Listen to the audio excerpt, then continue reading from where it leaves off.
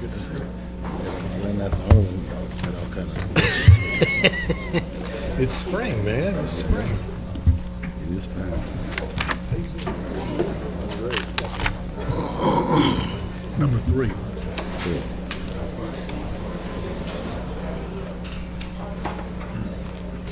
Move that one up.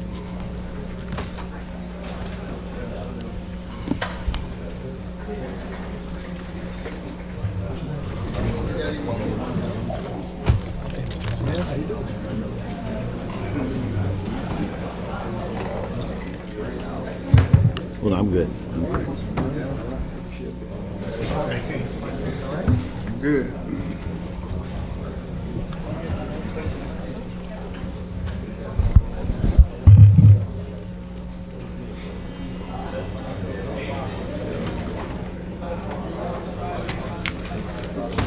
How you doing, Mr. Parker? What's happening? What's happening?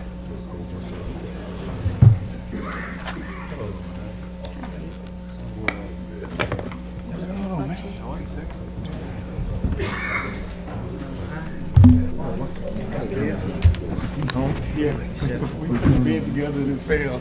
That's the reason I ain't no mechanic.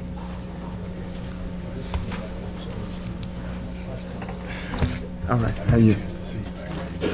Oh yeah. Just getting in. Without your hat, man, I don't know if I ever seen you.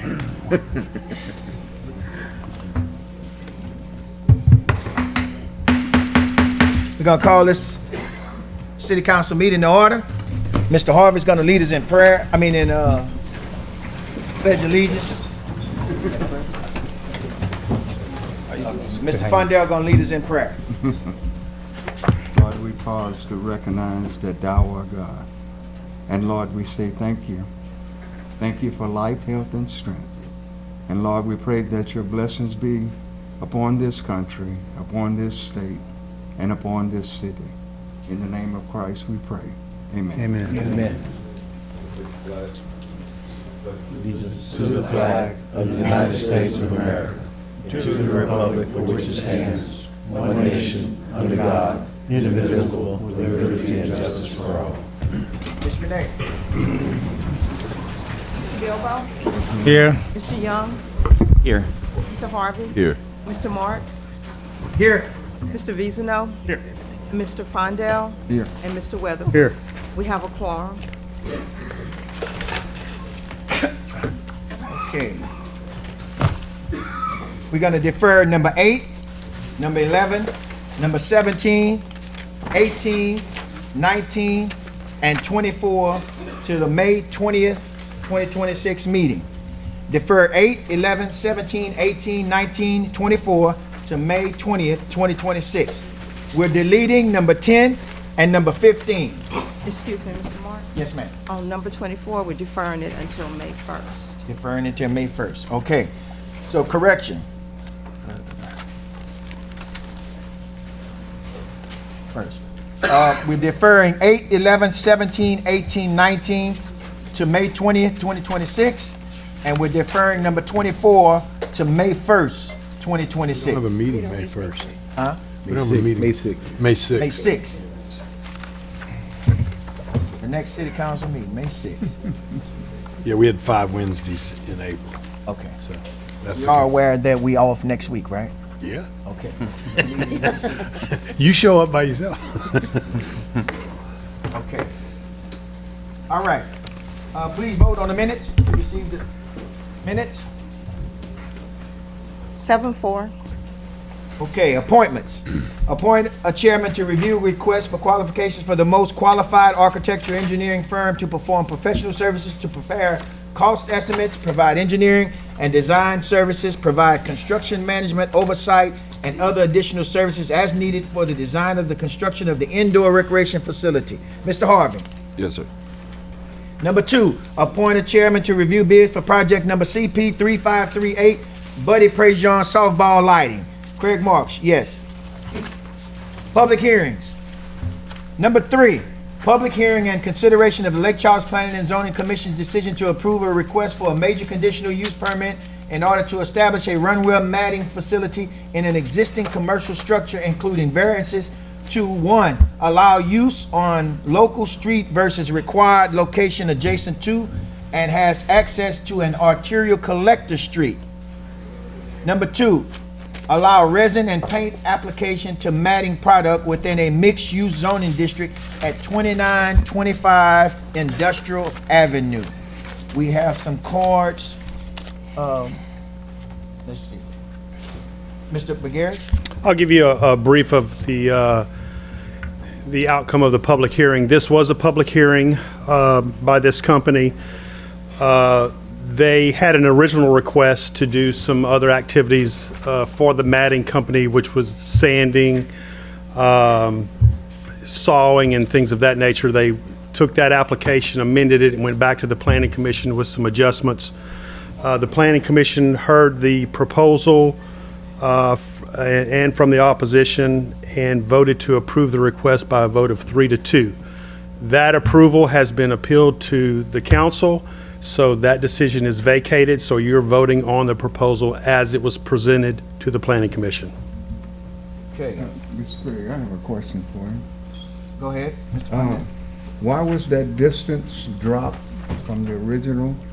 It is stated what they will be doing with the resin that is located within the residence, so that is part of this application, not being on a local or arterial street and doing the matting product, which is resin and painting within the residence. No, the original had a distance of a certain amount of feet. This is an amended application from what was So because proposed they're before. not doing the sanding, they don't need the distance anymore? That's correct. Because we can't answer the question if it's a hazardous material. I do not have that that's going to have to be, it was not in an application to call it hazardous material. That will have to be answered by the So applicant. if it was a hazardous material, then They would be you requesting a waiver for that. then you would have the distance, it would be required. And it would be requesting a waiver from that. Okay, so what it would be the required distance would have been? I would have to look at the code. I think it's 1,000 feet. Okay, all right. I have a question, Mr. Begary, before you go. I'm having trouble with this language of allow use on local street versus required location adjacent to and has access to an arterial or collector street. Explain that. The Industrial Avenue is a local street, which it's classified throughout the city. Major arterials are streets like Ryan, Lake Street, Kirkman, Broad Street. This is a local street that was designed for local traffic, but this Industrial Avenue is all businesses, they're all non-conforming. So they are on a local street, but the code requires that they be on an arterial collector. And that's why we're having the major conditional use permit. So if this were to pass, we're not giving them permission to drive in the terrace. That is correct. So it'd be illegal for them to, That it would be prohibited, but you can, as a council, if you're concerned about that, can place those type of conditions on the application. Hey, Doug, can I ask you, in reference to his, so all the other that are non-conforming had to have this same conditional use? In any new commercial intrusion would have to go through every one of them a major conditional use permit. Okay. So, A lot of them have been there for years Right. and are what we classify as But if they non-conforming. did the same business they're doing today, It'd be a major. so you said that because it's not designated as a what street? An arterial or collector. And what are those? What types? Ryan Street, Broad Street, Bigger streets? bigger streets, wider more construction? capacity. Okay. any other questions? I guess the prior use, Bayou Services that did moving and storage, whenever that came into existence, they went through this process. Possibly, but Possibly. if I don't know how long ago that was. if those businesses were established prior to the adoption of the zoning ordinance, 1984, then they would be an existing non-conforming use. Okay? If they were to close down for more than 6 months, they would have to come back to get a use permit to reestablish that same type of use or something more intensive. Okay. I think that was the Sears. At one point, Sears I don't think any of contract. them It was a long that time long. ago with Sears. Yeah, it was Sears contract sales and distribution. It was a distribution company, Right. And they may have done some repairs there too. Possibly. So that prompts another question. If this business was located there and they closed down or sold, the other business would automatically go under No. this? If any conditional use approval or major conditional use is approved, the use goes with the property. They could sell it to a new owner, but the new owner would be stepping into the old owner's shoes and still have to meet any requirements set forth for this use. If the use changes, they would have to come back through the conditional use approval process again. So a vote tonight, up or down, you're voting on this specific use only. If it changes, they have to come back through the zoning process all over again. So just to be clear, another business comes and does the exact same thing, they don't have to come back. If it doesn't break service for 6 months, Right. yes. But if it breaks service for more than 6 months, Then you have to then go through the whole process. then you have to go back through the process again. And again, just for clarity, whatever up or down, that's just for this particular property. That is correct. You're not changing the zoning of the whole thing. No, and that's the beauty of a conditional use. You don't want to change the zoning because then you have no controls over what comes after this. This applies only to this application. And one other thing, why is Industrial Avenue called Industrial Avenue? You have to ask your forefathers. I cannot answer that question. I have another question. What is the difference between mixed business and we're not rezoning it, but we're giving them permission to operate in a, Mixed-use zone. but what is that new zoning called? Light It will be, industrial? the zoning does not change. You're approving the use. But we're giving them an exception for light use, a major conditional thing for light manufacturing. In the mixed-use zoning district. So they actually will be doing light manufacturing in a mixed-use Yes. district. Yes. That is what's on the table. That specific All right. use, yes. Any other questions for Mr. Begaris? Okay, have a couple of cards and a couple of donations of time. We got Mr. Gene Thibodeau, and we got, he's being given time, Mr. Stutes, by Mr. Raymond LeBlanc. Is Mr. Raymond LeBlanc present? All right. Mr. Tyrone Thomas. All right. Let's see. Maurice Spates. Okay. Those three are donating time to Mr. Thibodeau. Mr. Thibodeau will have a total of 12 minutes. Thank you, Mr. President. Mr. Thibodeau? Yeah, President Mark, I would like Mr. Stenback, I think he also submitted a request. He's the owner. I would like for him to go first. Is that correct? Did you submit one? He submitted a card. I have no card for him or no donation of time. Let's see, hold on, let me check. If not, that's fine. If he wants to fill out a card, he can. Did you want to speak? You know, I would like for you to explain to the council the nature of your business. What exactly are you doing? Mr. Unless Stein? the council is already familiar with what he does. It'd probably Nope. be good to, yeah, I mean, I think a lot of us are, but it'd be good for him to refresh us and for the Okay. audience as well. Man, Mr. Stenback, I would appreciate if you would allow Mr. Stenback 3 minutes to explain the nature of his business. Can somebody fill out a card for him? Ms. Stenbeck, you can come up. Where's the cards?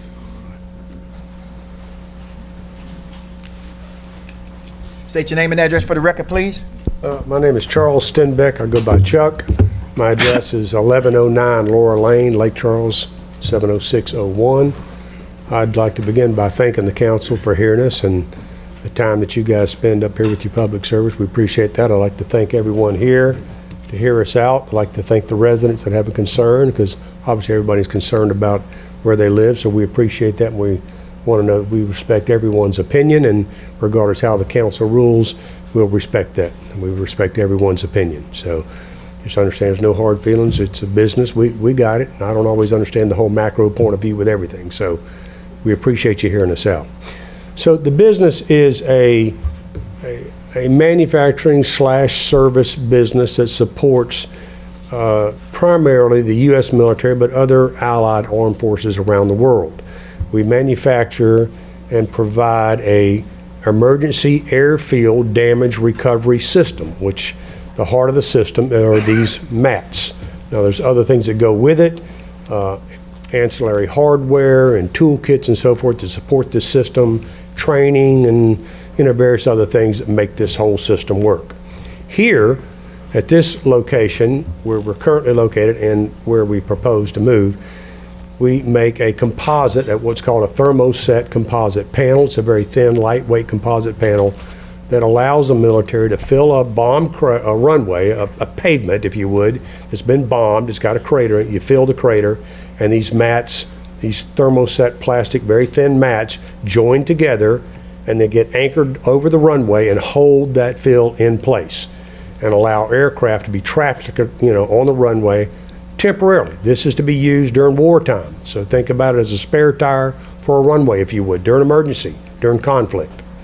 So all our armed forces and all our foreign operating bases are mandated to have this system, and we are the sole source provider around the world for this. Okay? So that's what essentially the business is. And we do it's an injection molding process with a thermoset plastic resin and a specially designed reinforcement that makes these things, perform the way they need to perform. We also do some machining of the metal parts. We propose to do that over there with these big elaborate CNC machines that make all the metal connecting components, some of the anchoring hardware and so forth. So the primary function of the building at 2925 would be this injection molding process, machining, packaging, shipping, and what we call a top coating, or you hear the term painting. So that's what we'd like to do there. Any questions?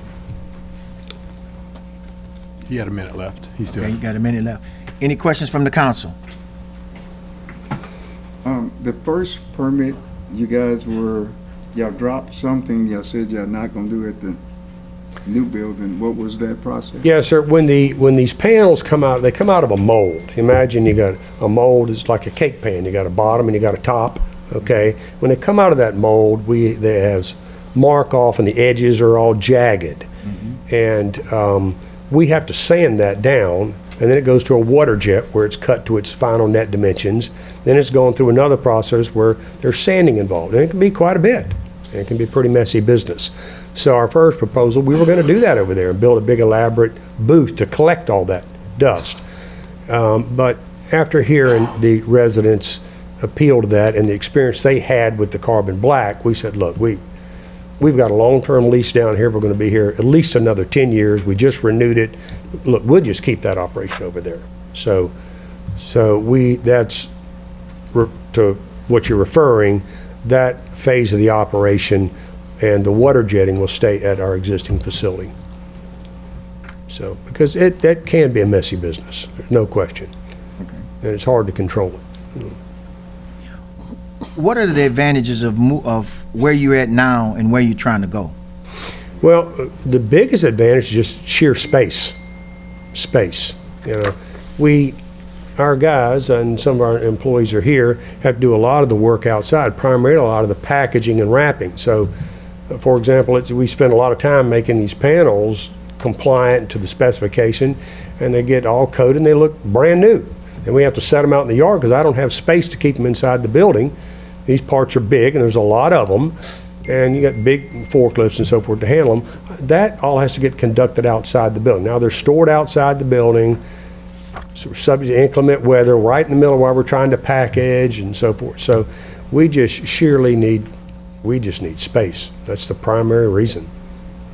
We need more room. We need more square footage. We have about 36,000 square feet of space down here now, and this gives us another 48,000 square feet. So we'll be upwards of about 100,000 square feet of manufacturing space. But you will be moving the molding process. Yes, sir. That's our intention. So let's make that clear. That is the goal. The molding process, this injection process, we want to conduct that on Industrial So in Avenue. that process, it does create an odor. Absolutely, it creates an odor. Yeah, There's it no does. question.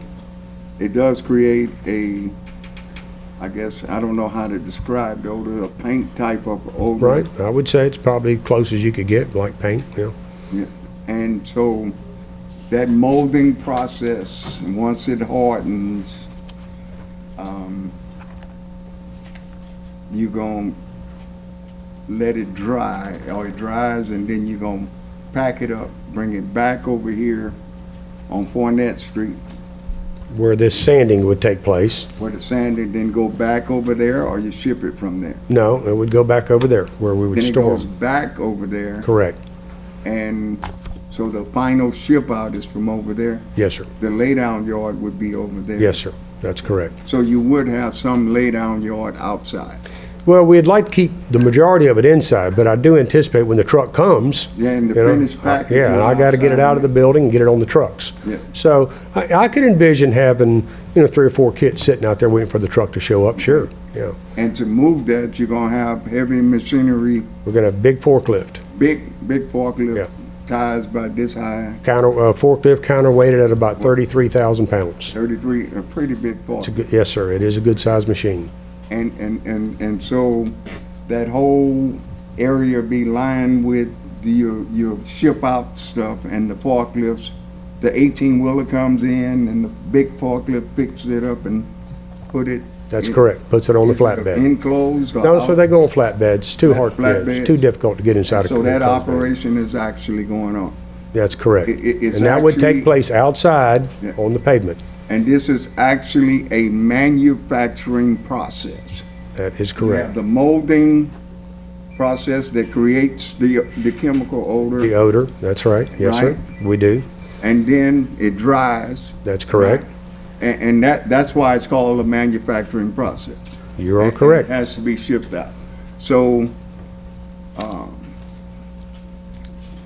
so that area would have ventilation, and that odor could go into that neighborhood. It absolutely could, Yes, okay. Mr. Stenbeck, yes, sir. I don't want to label anything that is not supposed to be labeled. Yes, sir. But where you at right now, if you had to pick out the most, hazardous might be too strong, but if you had to pick out the parts of your process that would be most worrisome, what would those projects be?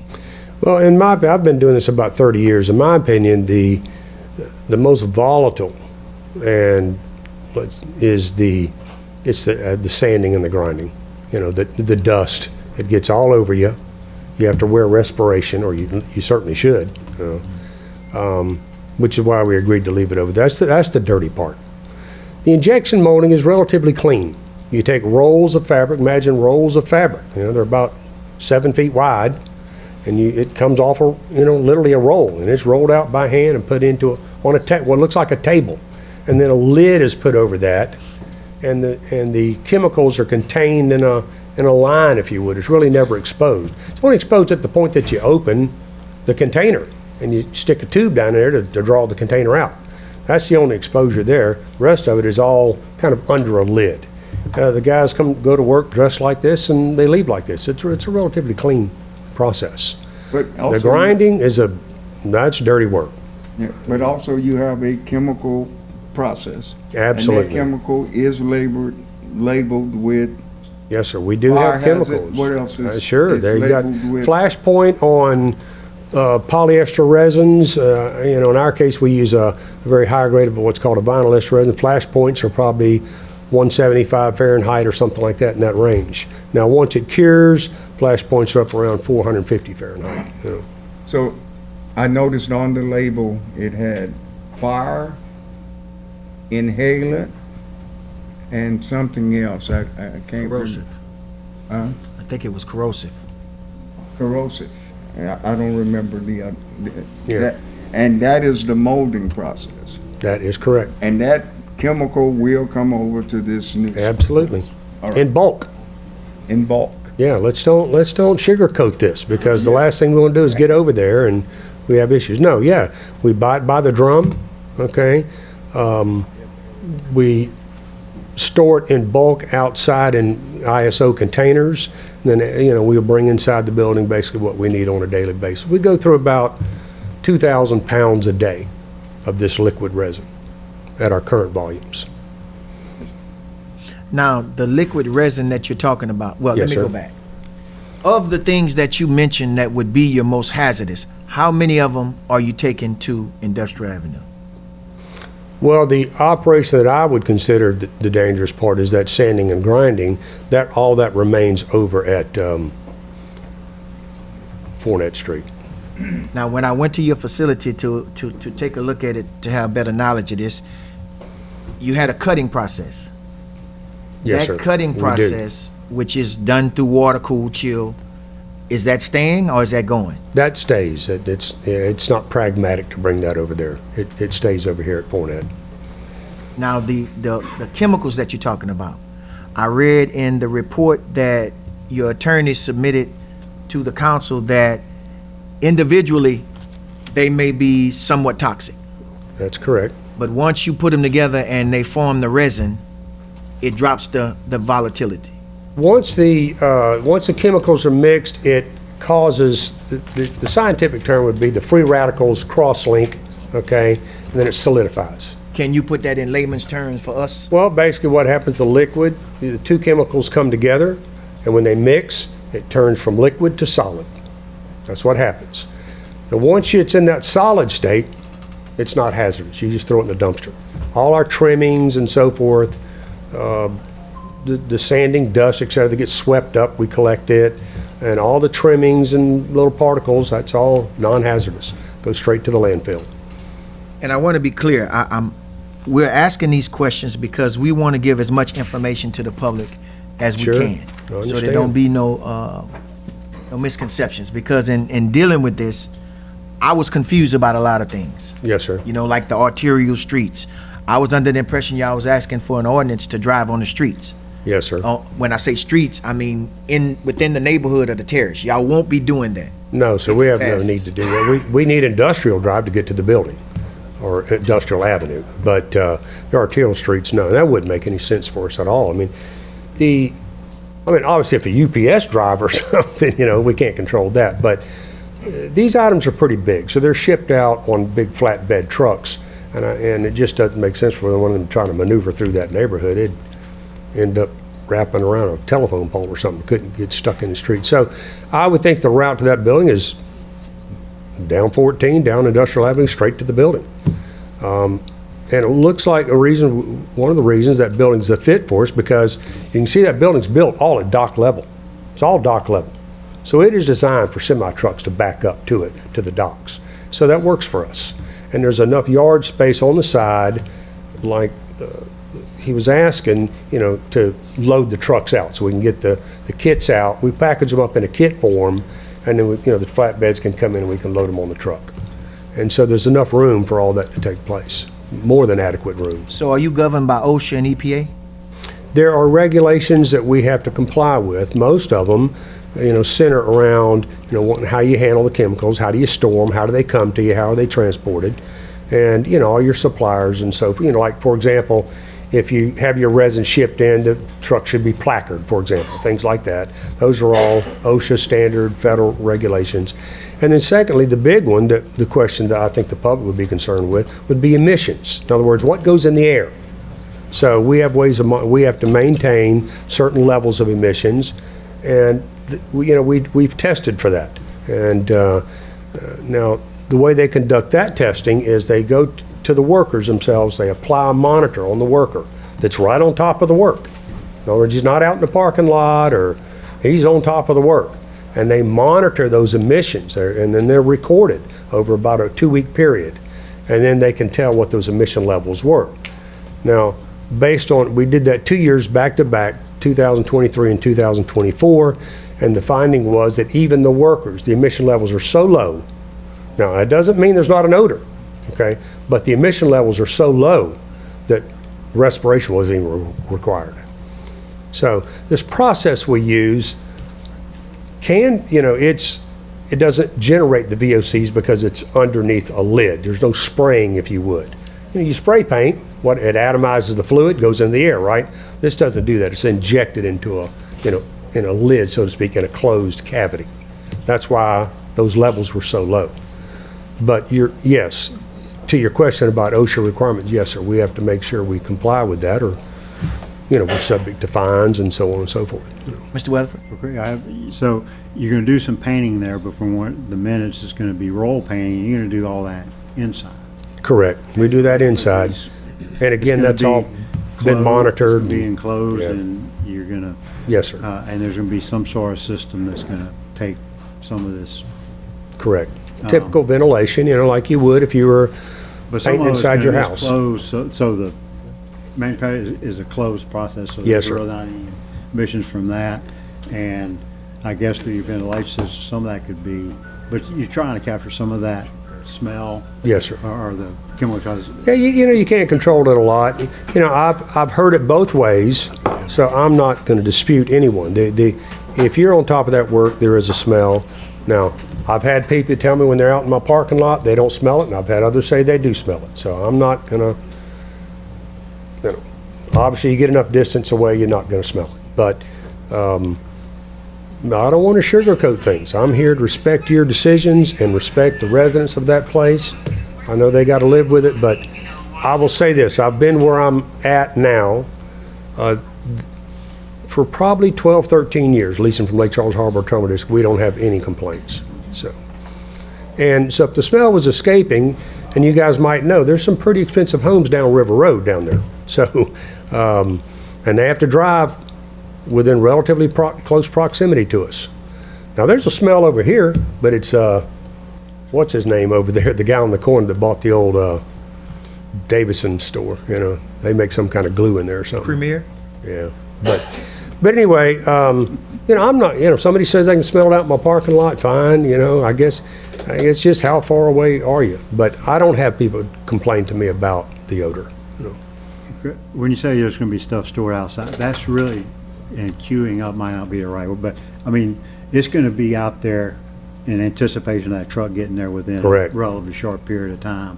But, Correct, yeah. most of, you're gonna store your stuff inside because you don't want it exposed. The whole The idea. reason you want it be here is you don't want it exposed to the elements because that's what's happening now. It's all dirty and It may get- nasty. And it may get warped, I don't know if it Gets warped. rained on, it's a mess.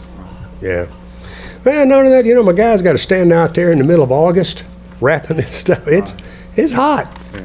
It's hot. I'd like to get them inside where it's a lot more comfortable. Just, One other better all concern, the way Mr. around. Stanbeck, yes, sir. was what are the shifts? Well, our current working hours are 6 a.m. We start early till 4. And that's Monday through Friday. That's the normal. There again, I don't want to, paint lipstick on a pig here, okay? I get a call from the United States military and they say, I got to have something right now. Sometimes we have to work on it at night or we have to work weekends. It does happen. I mean, we just had an emergency order for the 82nd Airborne last week. I mean, they had to have something now. We got a call in the morning. They had a truck there that night. We had to stay over late into the night to get that truck loaded out. So it happens. But the norm's 6 to 4. We like to start early because it's hot, down here. So that's the norm. So how many jobs do you anticipate this generating if it's allowed to go there? Well, we range between 35 and 40 now, and we've got contracts stacking up. We're probably going to double our workforce, if not triple it. And it's just, I don't know what the climate is, but I've never seen it so busy. And these contracts are like 5-year, 7-year contracts. And it's the interesting thing about our business, which I never anticipated, it's become a lot of it's international. We're talking Taiwan, Poland, NATO itself, Saudi Arabia, Kuwait, you name our ally, and we've probably talked to them. They're all interested. I've got another long-term contract, 5-year contract pending with the United States Air Force. Army's adopted this same system. I didn't know it, but this system has become the go-to for all the branches of the service now, and it's mandated that all our FOBs have to have a certain expeditionary airfield recovery system to support that airfield in emergency. So it's just taken off. Any other questions from the council? Thank you, Mr. Steinbeck. Okay, thank you. Mr. Thibodeau. Before I begin, let me distribute this. Record, and I have one for each council person. Down for you?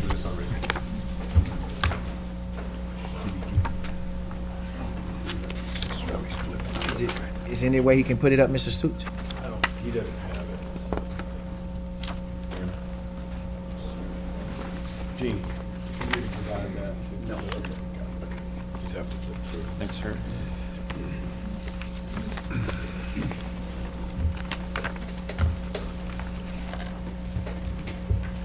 Good evening, President Marks and members of the council. I'm Gene Thibodeau, 626 Broad Street here in Lake Charles. I'm an attorney representing Redimat, whose owner is Chuck Stenback. You just heard from him, and Senator Mike Reese from Leesville. He is in the legislature and is not able to be here on this evening. Many of the questions and concerns that the neighbors have had, you all have addressed. I have a prepared presentation. I know that you all are familiar with the issues that are involved, and so I would like to reserve maybe 2 minutes for rebuttal if necessary. And I think, Mr. Fondell, you were asking earlier with Mr. Bergers, what is exactly the nature of what Mr. Stenback is requesting, and it's a variance from multi-use to light manufacturing, but this variance is not perpetual, okay? It's for this applicant only. He will be operating as a light manufacturer. That is correct. That is correct. This is for the applicant. This is not perpetual. This is not forever. Okay. So why are we here? Well, Senator Reese is the managing member of an LLC that owns the 48,000 square foot building on Industrial Avenue. And it's called Industrial Avenue because of a reason. There are several businesses along that avenue. There are several businesses that border that avenue. Right now, as a result of the hurricanes Laura and Delta, the building was completely decimated. The building has now been completely redone at a cost of $5.5 million. It's a brand new building. It's sitting there, and it's not generating any income. Mr. Stenback needs that building. It's 48,000 square feet. He's operating right now in a 38,000 square feet, and it's going to be used primarily, as he said, for storage and for, it's called painting, but it's actually rolled on. It's not sprayed on onto the surface. The neighborhood had some concerns. The major concerns was the fiberglass emissions. That has been taken away. He's transferred that to the Fournette Street. There was some concern about noise. The city has a noise ordinance, that if that ordinance is, of course, broached, then the city becomes involved and the law enforcement people become involved. It's called VOC, the volatile organic compound. It's a chemical that vaporizes in the air. You know, it's found in paint, it's found in household items and supplies and gasoline. Those fumes can be somewhat hazardous, but that matter has been addressed. In the submissions that I gave to you, there is a study by a safety and environmental expert done in 2023 and in 2024 before this issue became an issue. That's important because, in the legal world, we hire an expert to say certain things. The other side hire an expert to say certain things. They contradict each other. These studies were done before any of this came to be. So it's an objective study on the emissions from the paint. And the study shows that for employees who are working within inches of this product and are spraying, I'm rolling it on, those emissions were below OSHA standards, and he didn't even recognize or even recommend any respiratory equipment. He said it would be nice if you put on masks, the same type of mask that you used during the COVID. So these studies were done on employees. So if these VOCs, the volatile organic compound, doesn't impact negatively an employee who is going to be in an enclosed, climatized environment, no way will it affect folks who are outside that environment. There was an issue with smell. The building is 42 yards from the curb. the street is included, it's practically a half a football field.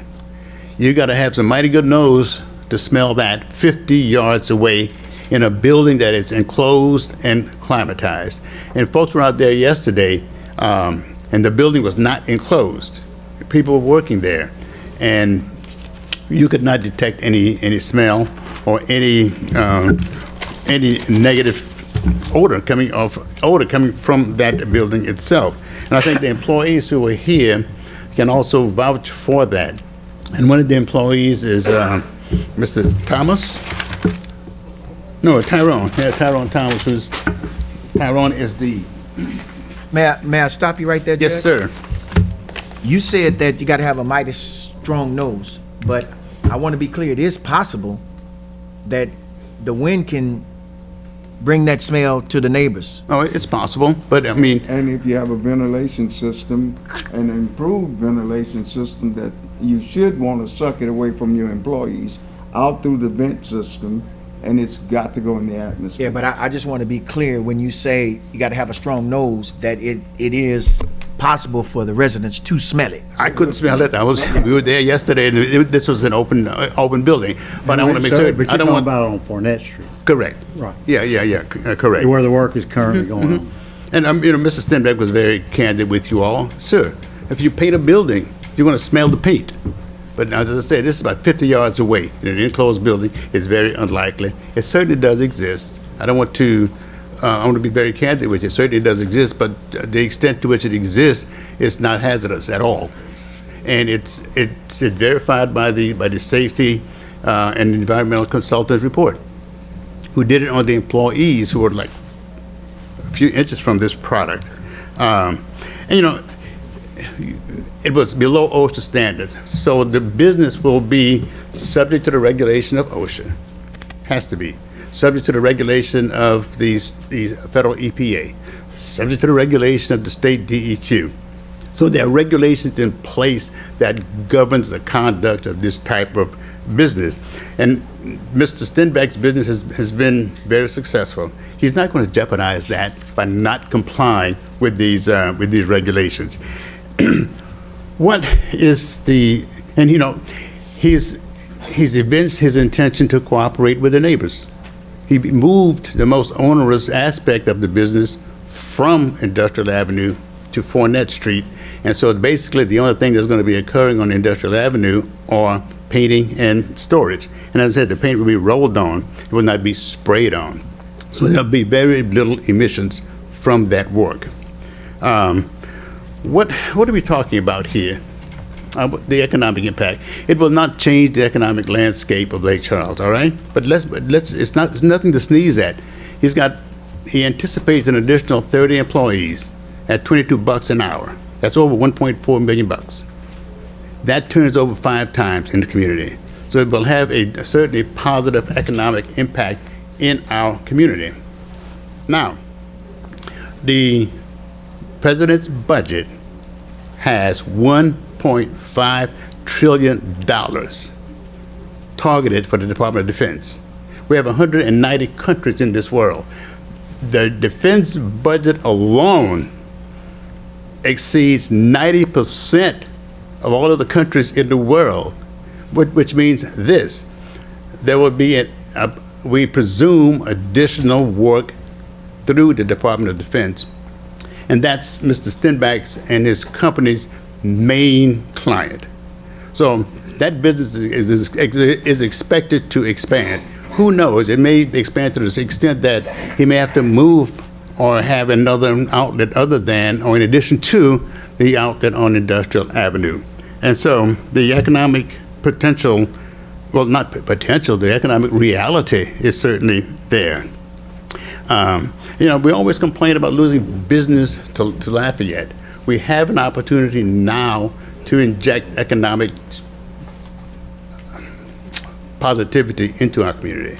So I would wish that the council take that into account and vote favorably for the variance that Mr. Stenbeck and his company is asking. And, I read a scripture yesterday. It says, "For where your treasure is, your heart will be also." Mr. Stenbeck did not come to to this place in his career alone. Somebody help. I have 1 minute, okay? And 2 minutes for. And he is going, if you look at what he does with his employees, that's a reflection of who he is, okay? 60% of his employees are folks who have come from a halfway house. He's given them another chance in life to make a decent living for themselves and their families. Somebody gave him a chance, and he's doing that exactly to his employees who are working for him now and who he will hire in the future. And, One question. yes, sir. You said something about halfway house. Who regulates, or how is he gonna regulate to make sure that if he's hiring somebody from the halfway house, that they meet the proper standard to work in that area? Well, they're no longer there. I mean, they've completed all of their assignments. After their time of a halfway. Yeah. But you still may have, hypothetically, a sex offender goes and apply. What? I don't think that he's going to hire sex offenders or murderers. No, I'm not saying knowingly. I'm saying, what is the hiring process? What is put in place to make sure there's background checks? You know, I don't know, President Marks. You may ask that of Mr. Stenback. But I don't have that answer for you. Let Tyrone speak to that, because he's our general manager, and he can address that. Tyrone Thomas is the general manager at the 4th Street location. How y'all doing? Okay, State our your name hiring and address for the process. record. Sir, State your name and address for the record. Tyrone Thomas, 1916 Enterprise, Lake Charles, Louisiana. Okay. Okay, our hiring process we deal with is Lee Mallet to his sanctuary program. And it's a deference and sentencing program, so they're not guilty or innocent until they go into their court. So he already screens all his employees, so he already has the designation of where they go and where they can't go. Okay. So it's done before they even get to y'all? Yeah. Okay. All right. And lastly, you know, Lake Charles has been pretty good to me, and hopefully I have reciprocated. Not that I need the business, but I do have the business. I would never represent a client where my sister would be endangered. I have an 86-year-old sister who lives in the terrace. I would never jeopardize her health by accepting a client for anything. So I'm open to questions. So with that, any questions for Mr. Thibodeau? With that being, I'm gonna try something a little bit different with the, Go ahead, and I just wanted to make a go ahead, make your quick statement. observation. Go ahead.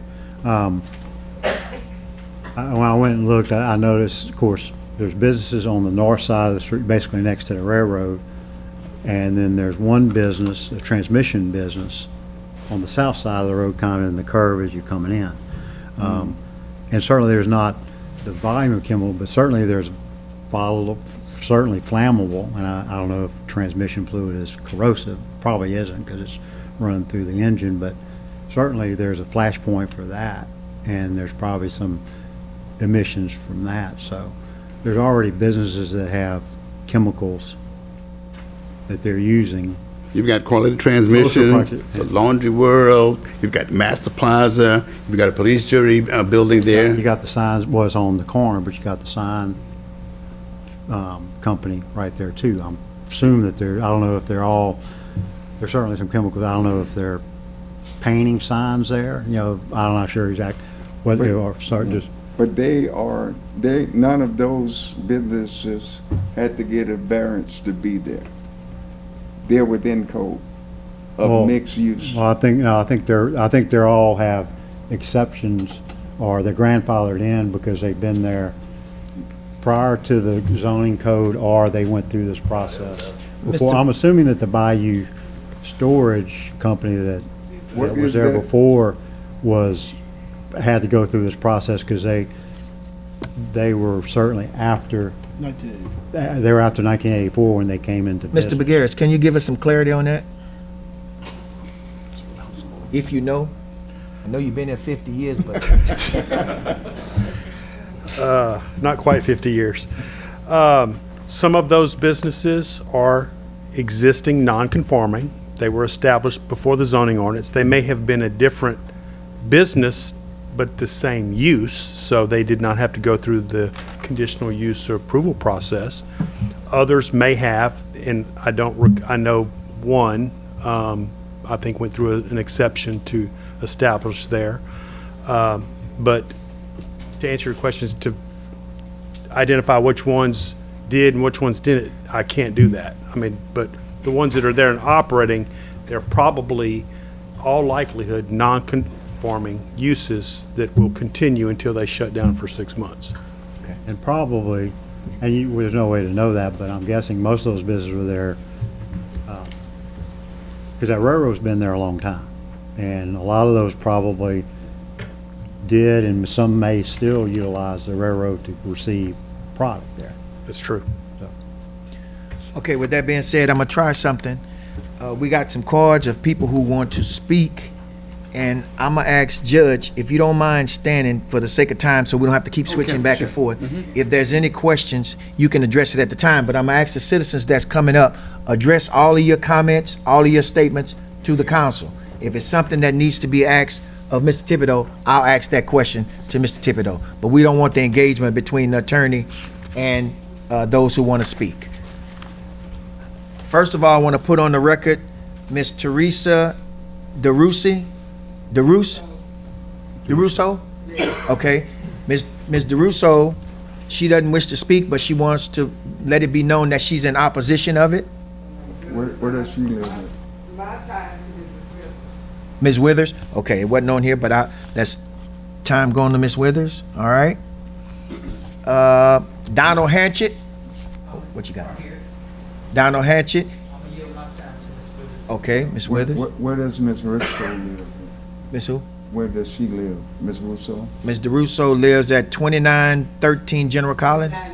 2912 General Collins. Mr. Hatchett lives at 2823 General Collins. And we got Tony Eaglin Miles. I'm donating my time to Ms. Withers as well. Okay. And I'm in opposition and I wanted to go on record. Yes, ma'am. That's why we're reading it in now. And Ms. Miles lives at 2712 General Vandenberg. So at this time, we're gonna call Ms. Carrie Withers. Ms. Withers has 12 minutes to speak.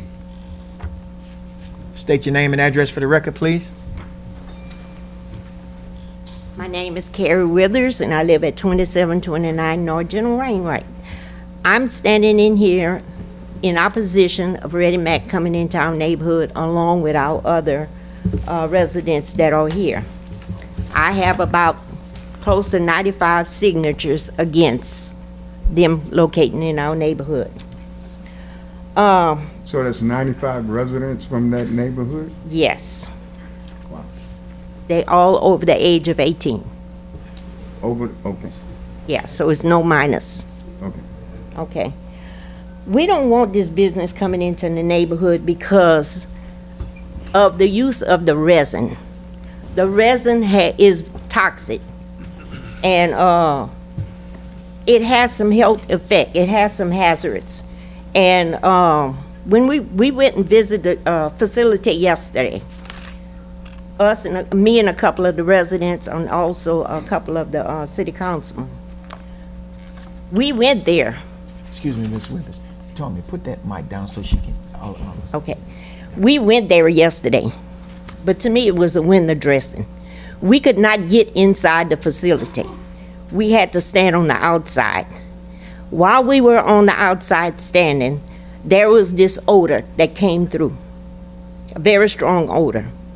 We all had to back away and get a good ways from the building. They say they have this airflow that's gonna suck all the chemicals up and all the odor. It may be true, but every time I've been back there, and as of yesterday, all the doors are all open. Ever since they applied for a permit in November of last year, I've made several trips down there, and every time I saw all the doors open. So if they have this perfect air filtration to suck up all the chemicals, why are all the doors open? I went by there this morning. I went by there and I could see where one of the doors open, you had a big old exhaust fan that was pulling the air out of the building behind the river. The location where they are now is a good location for them because on the east side, there is a big old lot. On the west side, there's a big old lot. Behind them is the Calcasieu River. But on the south end, there's the residents. And these residents, they get a little smell every now and then because I've gone over there and I've talked to several of the residents. And those residents did not know that Reddy Mac was actually back there. So that's why he's never gotten a complaint, because they didn't know what he was doing and they didn't even know that the business was back there. Another thing is, they were asking for a major use conditional permit. The cards that we get in the mail, it says major use conditional permit. But when I went on the internet, I was surprised to see that they had a letter of intent, and it included the property was going to be designed for the use of light manufacturing. I've been in that area for over 50 plus years. And when we moved back there, they had Bingle Sash and Door, which is directly behind my house. I could walk out my back door and walk right in the door. They were selling doors, they were selling windows, they were selling a few like doorknobs and cabinet knobs and stuff like that, and a few lumber. They had everything set up. We didn't have any dust, we didn't have any smell. They had everything. If we didn't know it that they were operating, we wouldn't know they were there. Right next door they had Sears warehouse. What they did, they were retail. They would fix on small appliances, maybe like lawnmowers, weed eaters, or stuff like that. We never had any problem with them. We never had any off-site. Down the street, at the end of the street, because you can't go no further, was the Budweiser place. What they did, they sold beer. And further down the street, they used to have the washateria. They had the car wash. That never off-sited anything into the neighborhood. So with this company that's coming in, they bringing in a chemical that they are using resin in it, and resin has some chemical effects. I mean, it has some chemicals, and I can pass this to each one of y'all.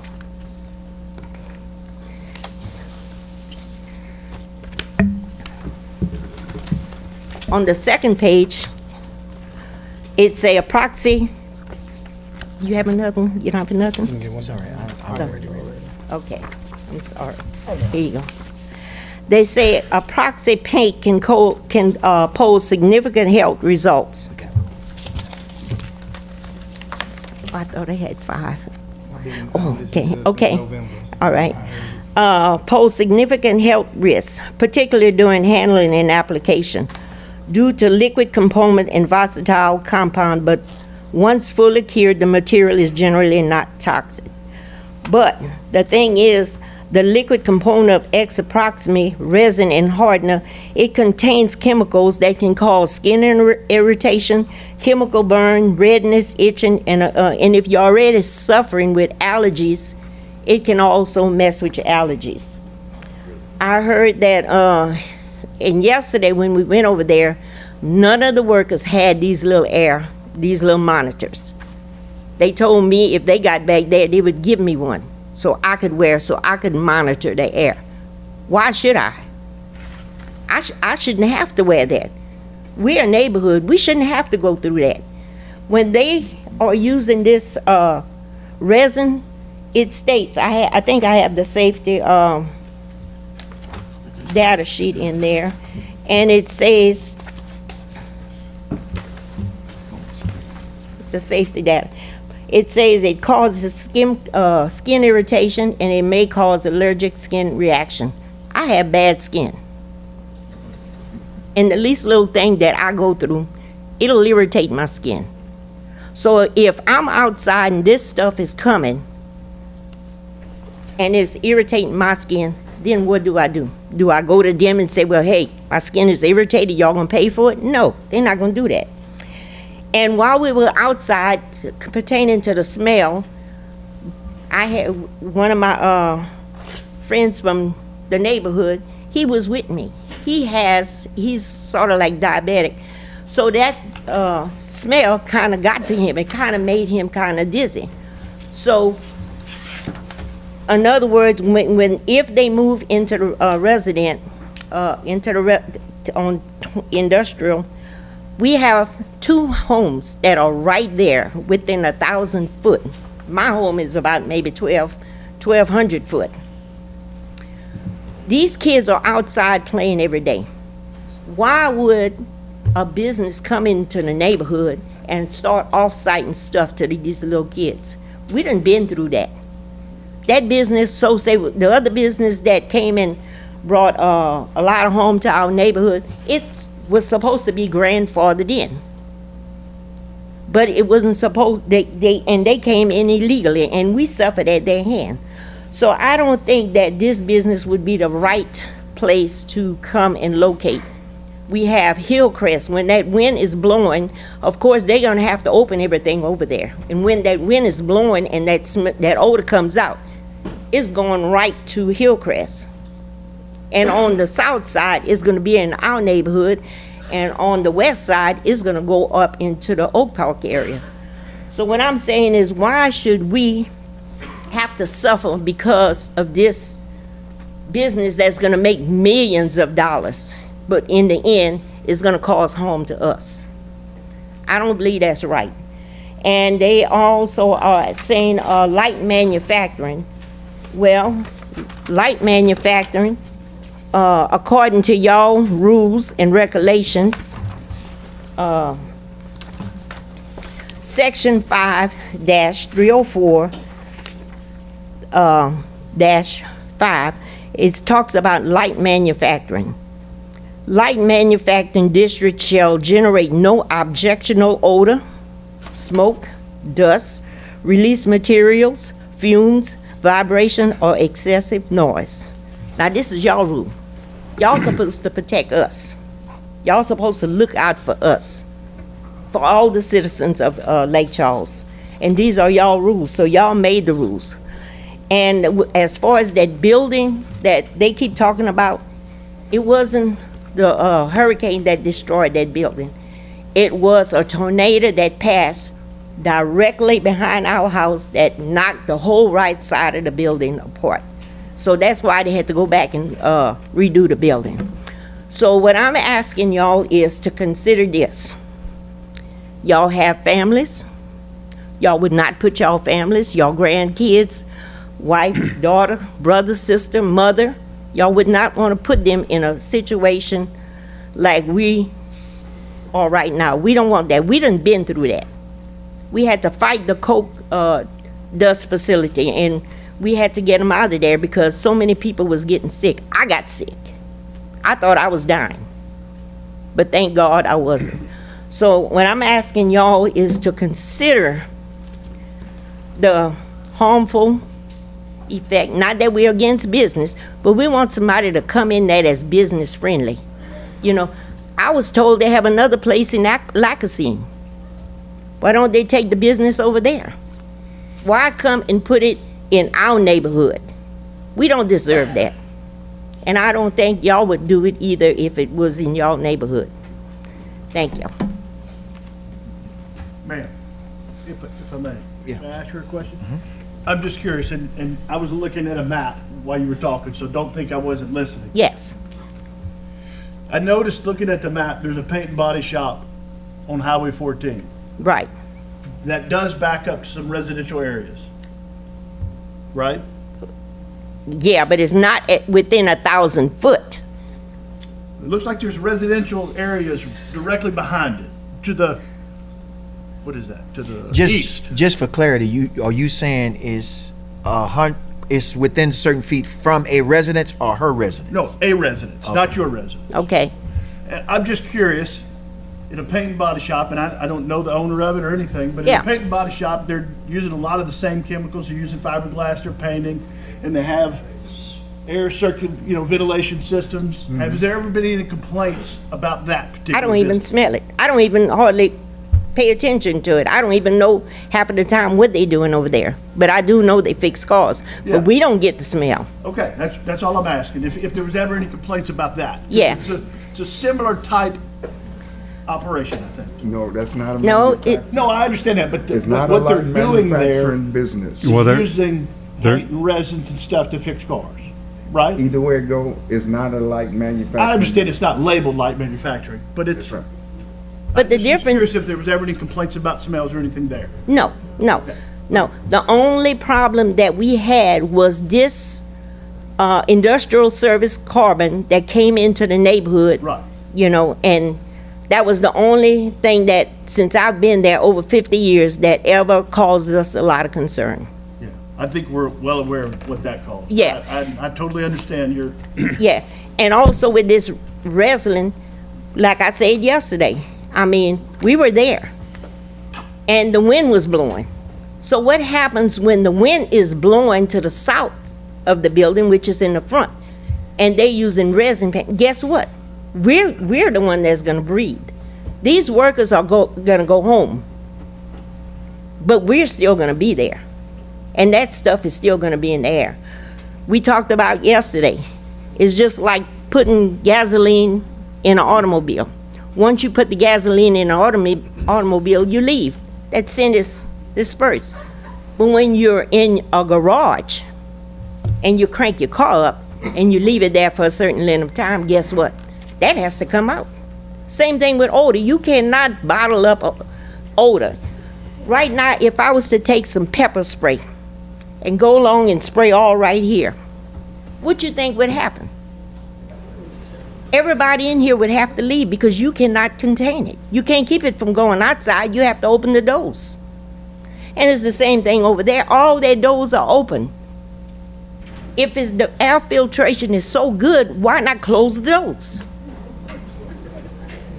So I'm just saying, because, like I said, we have small kids that's right across the street. These kids here can walk across the street and get in that yard, get to that building. So why would we put these little kids at risk? We just don't believe that we deserve to be. And we're the only neighborhood that always have to fight. We're part of Lake Charles. We always have to fight. Why is that? You're not gonna put this chemical on Lake Street. They're not gonna put it by your house. No, not yours. He lives on Lake Street. They're not gonna put it by Mr. Weatherford's house. No. And you will not, and your neighbors won't let you do it. So I'm just asking that y'all consider. I mean, thank y'all. Thank you. Yeah, just a few, Any other questions? a few rebuttal points. Go ahead, I'm sorry. You want to use it on her? On this, or you want to listen to all of them and Oh, then? listen, no, I'm sorry, listen to all of them, I'm sorry. Mr. Geary, Paul Geary. Judge, if you don't mind, let him get right back. Power vested in me as a citizen. By the way, my name's Paul Gary. I'm from 2205 Highway 14, Lake Charles, Louisiana. Hey, man, here we go again. We had the same issue came up in North Lake Charles about this conditional change. Now, I got to commend you, Craig. Y'all asked a lot of valuable questions, but we didn't know about it up front. If this company is so up front, why they didn't come to the neighbors? When you come in another community, you can't just show up and don't talk to your neighbors. But this a business. If I had a business, I go, depending on what type of business it is, I go talk to the neighbors. How they feel about me coming in and what my business gonna be about. We didn't know anything. I got a problem with staff too. I had to hear through the grapevine, because them signs was posted on that dead end. They should have been on the frontage road, which is Highway 14, where you can actually see. They also mail letters to some of the people. Then I did see it in the zoning book. If you ask to be notified, they want you to pay for it, being notified. A little small fee, what I don't know what it is. It might be nominal, I don't know, but it just, every time something affects, it always affects people of color and indigenous people first. And we are sick and tired. Matter of fact, in the Supreme Court, I mean, not the Supreme Court, it's in the courts right now by environmental racists. And that company is, I want to let y'all know if y'all ignorant, that is a Superfund site where they exist now on there. It's actually a Superfund site that was present there. So we got a lot of issues. You know, I'm looking forward to the new administration, but we got to change a few things. Because I asked, I got another question, Craig. Do they have an environmental department in the city? I don't know if we have an environmental department, no. We're generally governed by the EPA. Well, we need one, because with the escalator, all these refineries, hey, we got a serious problem here. First of all, about evacuation plan. They got numerous issues we got to face as a city, and the citizens first. With the with CP2 and all these pipelines, we got a serious problem, y'all. And this is partially environmental. They say it's not. They always say that later. Then down the road, everybody started getting sick. Oh, we made a mistake. How many times? 1 minute? Hey, man, I want to thank y'all for the work y'all doing. But look, I need y'all to turn this down and do it together. Not 4 this way, 3 that way, or 5, 2, whichever way it go. I would appreciate it if it be unanimous so we can send a message to the rest of them. We're not taking this anymore coming in our community. We pushing back. Thank y'all for the time. Kenneth Wright.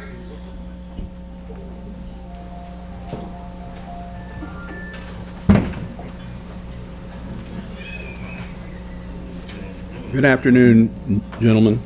My name is Kenneth Michael Wright. My address from my office is 203 West Clarence Street. I formerly lived at 3505 Lake Street here in Lake Charles until Hurricane Laura. I want to just make a couple of comments. I understand that people get excited, but I've been reluctant to follow Judge Thibodeau, who I've known for eons and forever, because he's such a good speaker. Here's the facts. People have a lot of uneasiness and they have a lot of suspicion, but one of the things that we have to do in my profession, which I'm an attorney, is we have to come with facts, and they don't come with facts. They come with concerns, and they should have concerns. But you got to follow the concerns up with facts. You know, everything dissipates in the air. So if you live 1,200 feet away, really? You think you're going to be smelling it 1,200 feet away? What's the dissipation rate? You got to come with facts. And so I understand that they're concerned, but you got to come with facts to support your position. And they're not doing that. They're coming with emotion. And I understand the emotion, but your job is to pass by the emotion and make the decision that's right for everybody. I want to say one other thing. I know Mr. Stenbeck, and I've come to know him basically because we drink coffee together quite frequently. And if you don't know his story, you should find out, because he's an absolute self-made man. But the other thing you should really consider is, while he loves here and he likes his house over on Laura Lane, and he's not from here, and this business doesn't have to be here. Let's just face reality. He's not selling products to local citizens. He probably would be better off if his business was someplace like Savannah or Houston or Los Angeles or someplace out like that where he's got access to a port, because he's shipping stuff to Taiwan, to Japan, Saudi Arabia, and the U.S. Air Force comes and picks it up. So the fact remains is he doesn't need Lake Charles. He wants to be in Lake Charles. You need to help him, and I appreciate your consideration. Can I make a quick, he says he doesn't have access, but that rail that's next to that building goes straight to city docks, I believe. It does. So I don't know that he's going to use rail to ship that stuff, but I would think if he gets big enough, and that rail's controlled by, at least a portion of that rail is controlled by the port of Lake Charles, I would think they'd be happy to have a rail car stop there and have it loaded up and go down to the port. I mean, I can't speak for the port, but I know a little bit about business. I think I'd want that business. Okay, Jaquanetta Latig.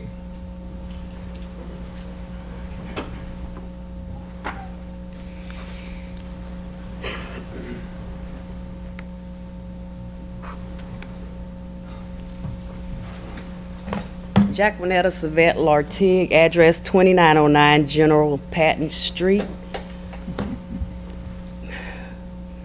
I had no intentions of coming up here to speak. I'm not a speaker. I'm more of a singer. But anyway, may the words of my mouth and the meditation of my heart be pleasing in your sight, O Lord, my rock and my redeemer, Psalms 19 and 14. The fact is, Industrial Avenue cannot be compared to Broad Street or Ryan Street. It is a neighborhood, one way in and one way out. Highway 14 will become congested with these large trucks trying to get on Industrial Avenue. I know where that area is. Another thing, there's residents that use that street to get to their backyard. So that's gonna be compromised. You don't have complaints from the residents on Farnett Street because, as Ms. Carey was saying, Ms. Carey, we thank you for spearheading us and helping us with this. They have no idea what's in the neighborhood. Everyone in attendance already know why this meeting is being held before the City Council in opposition of Ready Matt coming into the Greenwich Terrace residential neighborhood. Repeat, residential neighborhood with their hazardous epoxy resident paint. I've looked it up, and when you Google it, it says hazard. And disrupting our peaceful flow of living our lives like the people on the south side of Lake Charles. I had no intentions on speaking this evening until last evening around 1900. I received a sign from the song "For the Love of Money" played on Pandora while I was cooking in my parents' kitchen of 60 years. My mother is going to turn 89 in September, so here I am. 1 Timothy 6 and 10, for the love of money is a root of all evil. For the love of money, people will lie and cheat, don't care who they hurt or beat. For a small piece of paper, it carries a lot of weight. For that mean green, talking about, I know that's the love of money is the root of all evil. Don't sell your soul for the money. Mark 8 and 36. What does it profit a man to gain the whole world, which symbolizes achieving the highest level of worldly success, power, and wealth, but lose his soul? Mr. President, does the love of money mean more than than the health and safety of your sisters and brothers? You need another minute? Yes. Anybody got time? Can we vote to give her another minute? Please vote. Okay, thank you. 7-4. And last but not least, Matthew 19 and 23 and 24. Then Jesus said to his disciples, I tell you the truth. It is hard for a rich man to enter the kingdom of heaven. Again, I tell you, it is easier for a camel to go through the eye of a needle than a rich man to enter the kingdom of God. Why? Because of the love of money, instead of love for mankind that lives in the Greenwich Terrace. Mr. Gene Thibodeau just said, he validated in his briefing, it's all about the money for him and them.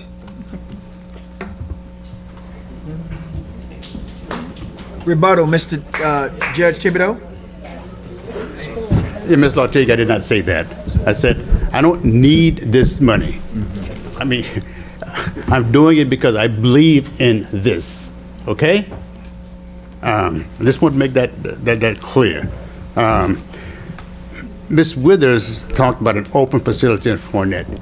That's correct. It's open as opposed to the closed, climatized facility on Industrial Avenue. And the residents in that neighborhood, according to Ms. Withers, didn't even know that the business was there on Fournette Street. And so if that business has been there for 13 years, you would think that there would be some sort of opposition to that if this business was so hazardous. It is not. And so the open facility on Fournette can't be compared to a closed facility at 2925 Industrial Avenue. And the study that Ms. Withers gave to you is a study on the individuals who use the resin. Okay, it's not about the neighborhood itself. The study that I gave you from 23 and 24, the study showed that the emissions did not harm the employees And the monitoring device was placed near the collar of the employees. So the study that Ms. Withers is advocating, it focuses on the employee, not on the neighborhood itself. And the studies that were done, and the studies that are going to be done every year, are safety studies to protect the employee.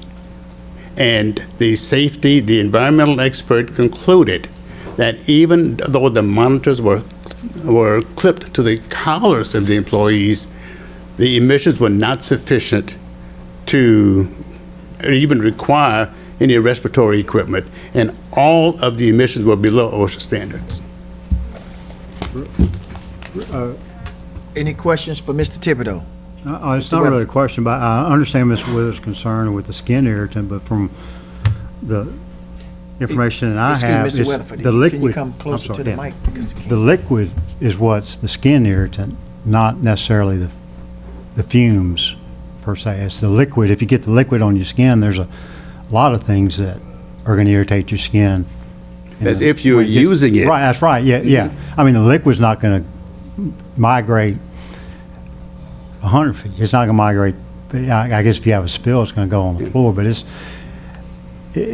highly unlikely it's going to migrate off the site. Yeah, the studies were The liquid done. will not. The studies were done on employees Right. who were actually handling the materials within inches, and And- those studies concluded that the VOCs, the emissions, were not harmful. And I don't want to minimize it, but if you go home and look at any of your cleaning products in your cabinet at your house, and a lot of the stuff that and a lot of the medicines that we take, if you looked at the side effects, you wouldn't take anything. I don't know what everything, and it's overkill because, I don't want to, attorneys have made it to where you have to put all those things on there. If there's a 1,000,000% chance that it would cause something negative. So there's all kinds of warnings and all kinds of labels, and this paint's not in the aerosol form because it's being rolled on. It's rolled on, it's not sprayed. I mean, it's in the aerosol form at this body shop that's on Highway 14. It's in an aerosol form I know it's not near the site, but it's in very close to an old neighborhood on Enterprise Boulevard, Old Johnny's Paint and Body, which is Colorado. I think they've sold it, but the body shop's still operating. At least it was in the last few months. I assume it still is. And let me just say, my clients are not unaware of the anxiety created by the carbon emissions that were there several years ago in that community. This is completely and totally different. Completely and totally different. And so, yes, we understand the anxiety, but this is different. Any other questions for Mr. Thibodeau? Thank you, Judge. Thank you. Thank you all. Any comments from the council? Yes, sir. Go ahead, Mr. Young. Thank you, Mr. President. I also was very aware from residential concerns about the recent, the 2015 pet coke experience, and so this is a decision that I have spent a lot of time on. I've visited the site on Industrial Avenue 3 times in the last month, parked my car, and just walked around the neighborhood feeling like, as a resident, how would I feel about this? I live on West Sallier Street, and so the train from Port Rail comes by my house dozens of times a day, moving cargo from and to the Port of Lake Charles' city dock. So I understand what it's like to have big business or industry come into your area. My grandfather always said, trust but verify. So whenever I heard about the experience of residents going to Ready Mat on yesterday and some questioning, was this a setup? Did they stop some of the operation? I wanted to verify. And so I, on my way to Ready Mat in my car, called and said, this is Matt Young. I'd really like to just tour the property. I was very surprised to be immediately let in, standing there in the parking lot. I did not smell the fumes that are being discussed today. And I observed lots of employees just working. In the first room that I went in, inside the building, the paint room, no smell whatsoever could I detect. And nobody was wearing N95 mask in there. As Judge Thibodeau said, they weren't required to do so. In the next room, the cooling, the drying room, I did detect a faint smell, but again, it wasn't anything that I could smell outside of the building. And there was one employee in that room wearing an N95 mask, while others were working without them. So I feel as though because of the jobs that this will create, because of the putting back into commerce this building, that this is a fit. And I don't want to give the company a free-for-all. There are city ordinances with which they will have to abide by, violating noise ordinances, violating pollution with EPA, anything that they do that disturbs the peace and is a public nuisance, we can come in to correct or to stop. But that is one of the reasons that I feel confident in supporting this variance, and having that experience today helped me see that. Thank you, Mr. President. Mr. Bilbo? They got any more cards? No. Well, as the councilman of District C and where they live at in the terrace, since November, I've went to Ready Matt several times. I've met with them. I've answered hundreds and hundreds of phone calls, listening for 30, 40 minutes, who want it, who don't want it. I didn't call any of my fellow councilmen because I wanted them to all have their own opinion of this business because it affects my district. So today is going to be a reflection of what they truly feel. As the councilman, I'm going to support the terrace. I'm going to support the terrace because they voted me in and I'm a voice of them. But I personally, coming out of industry, I think it's a fine thing what they doing with the guys. When I passed by there, everybody was happy. I truly didn't smell anything, but that don't mean that it won't happen. I don't know. I don't want nobody to call me and say, well, look, I caught a smell. I don't know. It's a hard one because you supporting what you believe and you supporting your people at the same time. So in all fairness, for myself, I got to support the people. You know what I'm saying? I have to, of District C. So beyond that, and I didn't campaign for nobody. I didn't ask nobody to side with me. I wanted everybody here, whoever got a chance to go to Ready Matt after these people. I don't know if Mr. Query knew, I actually had set up a meeting for everybody in the terrace at Yuba Park to meet prior to this, because I'm not a big fan of all the public speaking and all that. I wanted to have a closed meeting so we could have discussed this, and those things that Mr. Thibodeau expressed about the EPA and the loud ordinance and the people they may hire, I asked those questions because I want to know those for myself, and that's why he was able to answer them for everybody, because I asked those questions and I sent the message to Miss Withers, letting her know every step by step when they would call me that I would try and get information so I could share. And it was the only thing I was disturbed that I took my time to have this meeting and nobody they didn't even want to have it, so we didn't want to have an answer. We didn't want to get to the bottom of it. I just wanted to get to the bottom of it so two sides can meet and talk. But today we're about to vote on it, right? Mm-hmm. So everybody will know, before y'all decide y'all gonna vote, I'm supporting the terrace. Anybody? Yes.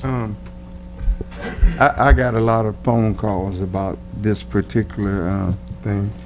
And what is your name again, sir? Mr. Stanbeck.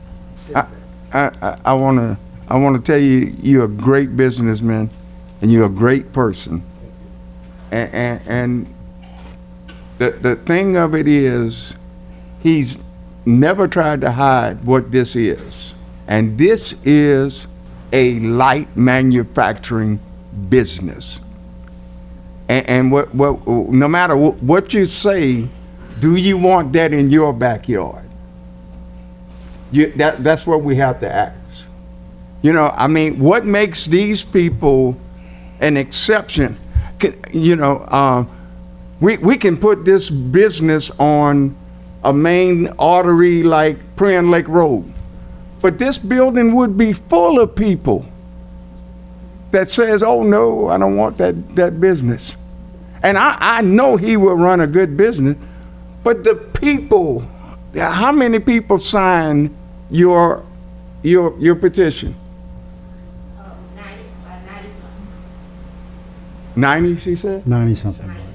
So we're going to disregard these residents that lives in that neighborhood and say that we know better than these residents, even if it's not toxic.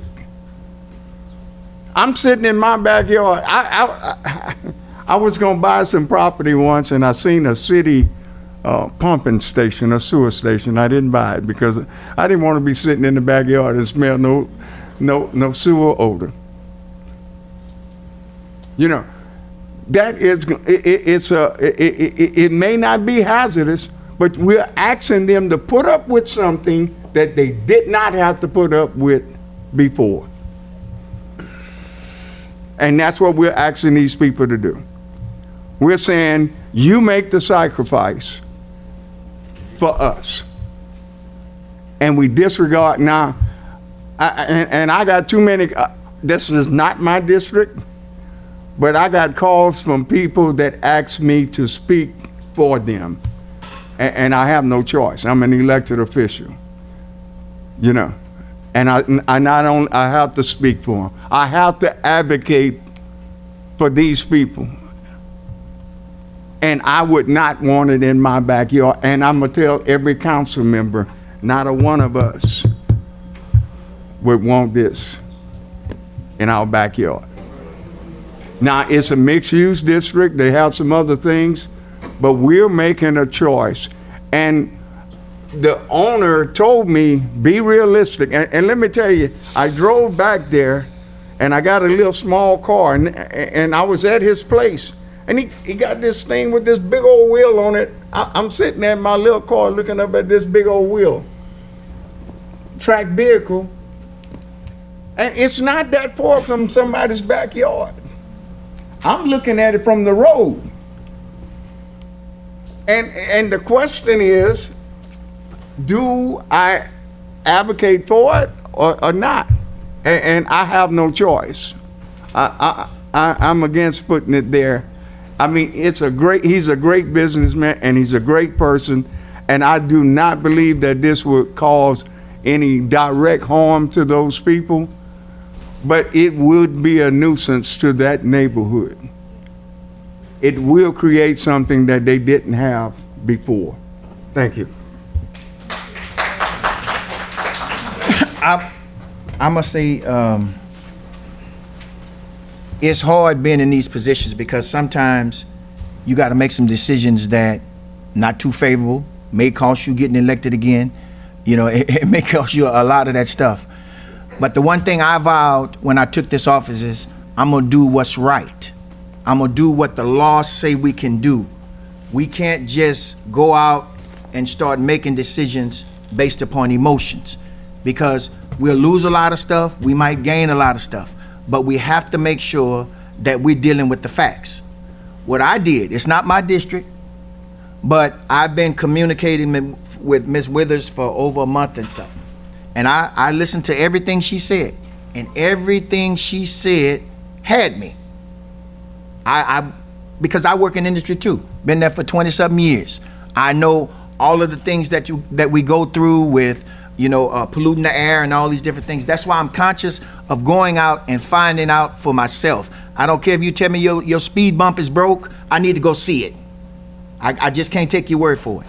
So I set up some meetings with Mrs. Steinbeck, and I invited residents to go out. First, I went out by myself because I caught them off guard. I just popped up and said, hey, I want to visit your plant. They let me in. I walked through the whole facility. I saw how it operates.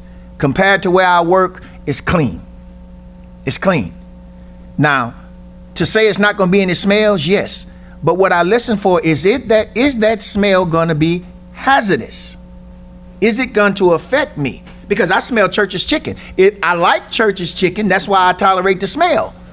But you can still smell it. And when we're making these decisions, we have to be conscious of facts. It's a hard thing to go against people that you represent, but we take vows as city councilmen of Lake Charles. We get elected in districts, but we represent the city. And sometimes we have to look at the facts of the matter. I went out there, no smell. I went out there the second day, it wasn't as much noise. One of the residents that was with me would say, hey, they toned it down because they knew we was coming, because I called ahead on this, you know? And I just didn't believe that that was the case because I work in industry. I know how this go. You can't hide hazardous stuff. You can't hide the noise that's gonna take if you work in full-fledged at 12 o'clock noon. You can't hide that sound. What was there is what's gonna be. The difference that I'm leaning towards is the fact that we're going to a different facility. The facility we visited, if I had to vote on that again, I probably wouldn't, because of the way it's set up. The doors are open. It's all open. It's vacant, you know, to the people out there. You know, the standing that takes place, it's out there to the people. But they're moving to a facility now that is closed, is contained. I cannot say that it won't be a smell. I cannot say that. But we got to learn to handle every situation differently. That carbon plant, the plant that I work for sold the carbon to those people. But when you're working for a big refinery like that, you don't know who the customers are. When I found out that was going on in the terrace, I was upset, just as upset, and went and talked to the people on my job. But that's a business to them. This situation is totally different. We can't create things. It could be a bad smell later on down the road, or it could not be. You could have a truck tip over, or you couldn't. We could sit here and go back and forth. We have to deal with the reality of it. And the studies that was presented showed that it's not. And I know from working in the refinery that certain things that may appear hazardous to people in the layman's world is not that way. Those studies, what they did for the person that's working over this and it wasn't hazardous to them, that's what it was. And I know it's not gonna be, for me, it's not gonna be a popular position because I'm a big mouth. I run my mouth and I love my community, but I want to do what's right. I want to make it the same for my residents as it is for my businesses, that we're all getting the same chance. Because, I mean, man, in this day and time, we can be alarmed by a lot of things. You know, we don't want parks in our neighborhoods anymore because fighting is taking place in the parks. But realistically, can we stop putting parks in neighborhoods? So I just urge, I ain't urging nobody. I'm telling you, my vote is I cannot vote against this company. I cannot. There's no facts that I've seen. I went out there, I witnessed it, I breathed it, I walked into the facilities, I seen it all. I can't in good conscience vote against it. That's just me. Mr. Hardy. Thank you, Mr. President. Excuse me. I've been intentionally quiet tonight because I definitely want to be able to listen to everybody, but I just have two questions that does not speak directly to this issue. How many people are here tonight who lives in the neighborhood along Industrial Avenue? Would you please raise your hand? They just walked out. Well, some of them did, but most of them. Some of them got it. I got you. Okay. I do want to say this. I do want to commend the people for coming tonight. And as you know, I do not represent you guys' district, but I represent District 8. And there's a lot of times that we beg people to come and speak up for the community. So I do want to commend you guys for coming tonight. And my vote will reflect how I feel about the situation. Thank you. Mr. Weatherford. Go ahead, Mr. Wiesner. Mr. Wiesner. Well, I could say a lot. I agree with everything that you said, Greg.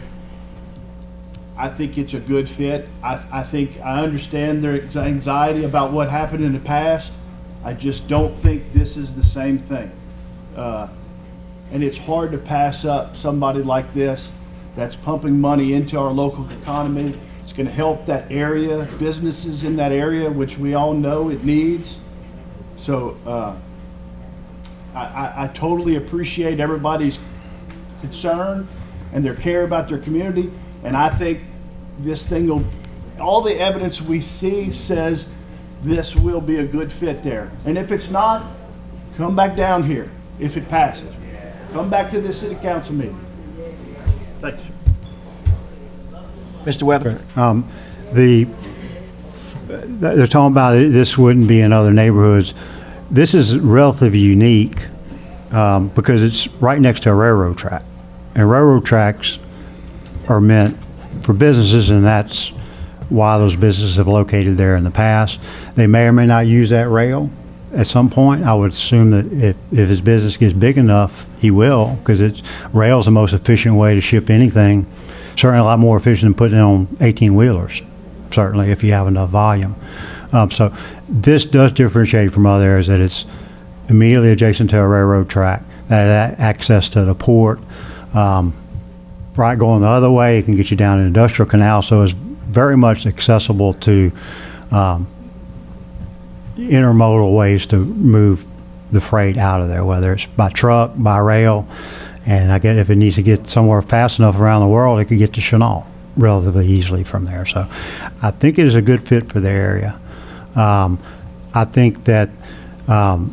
Stenbeck did listen to the residents, because he was going to bring more of his operation there, because it is a closed environment. It's heat and cooled, so it's a lot better work environment for his workers, but he understood the angst and the concern that could be caused by the sanding and the cutting and everything. So he decided not to bring that over there. So I think that says a lot for him. Now, to be fair, he probably he looked at it as it's probably beneficial to him, because he knew that it would be very difficult to get support if something that was going to have a wider spread effect than what this does. Like I said, the fact that in an open environment where the doors are open and the residents didn't complain about his business, they may not have known what the business was, but if there was a problem, they would know. They may not know who was called, what the name of the business was, but they know that the problem was coming from that building. So I think that says a lot for the fact that it hasn't been overly obtrusive to the area that it's in, and I think that this facility actually is set up to be even less obtrusive than where it is today. Mr. Stutes, I want to know, can I make an amendment to this You can with a motion and a second. proposal? Yeah. I want to make the motion first. Yes, please. Okay. I want to make a motion that included in this, it will say that you will not move the cutting portion of the process. You will not move the sanding, and you would make an effort to put a monitoring system up at the industrial site on Industrial Avenue. Okay. That's the motion on the floor. And I have a second? Second. Okay, you'll need to vote on the motion, please. Now we need to vote on the motion. Those in, please vote. Can I make another quick point? Yes, sir. Relate to, and it may have been lost in the discussion, but Mr. Bergera's brought it. It did pass at zoning. So I understand that I don't like the term that it's set aside, because I like for things that come from zoning to come as they are. And we've had this discussion a couple times. We had passed, or we at least talked about that, so that people don't come in and make wholesale changes when they bring it here, that, and it may be legalese, it may be just legal terminology, it may just be semantics, but I've always been uncomfortable that an appeal sets back the decision of the zoning commission. The way I look at it, it comes from the zoning commission intact as is, and it's being appealed. So it doesn't really vacate that decision. It just means that someone appealed the decision, and we're going to hear the merits on that particular project. If they had come in and made a bunch of wholesale changes that were, especially if I just think that those need to go back to zoning. But I guess the short story is that it passed zoning, and so here we would be supporting what the zoning decision was, who heard this. I was going to say they heard it for more time than we did, but we spent a lot of time on this. A lot of the topics that were brought up then have been brought up here again. But can I offer to be clear? The vote was 3-2. Yeah. And The application that has been appealed to you has not changed at all. It's the Right. same Correct. application. That's So you're, And to be clear, because I want to avoid the confusion we had with the first sports complex vote, I want Ms. Renee, a yes vote tonight on the motion as amended would be in favor of allowing the conditional use, correct? that is correct. Yeah, so you'll have to vote yes or no, and a yes vote, I want to make this very clear. A yes vote tonight in favor of the motion as y'all just amended would be to allow them the conditional use. A vote no would be to disallow them the conditional use. And I want to take this opportunity to inject right here, based upon what Mr. Weatherford said, because I think it's some confusion amongst the councilmen about things coming from the planning and zoning. I think Mr.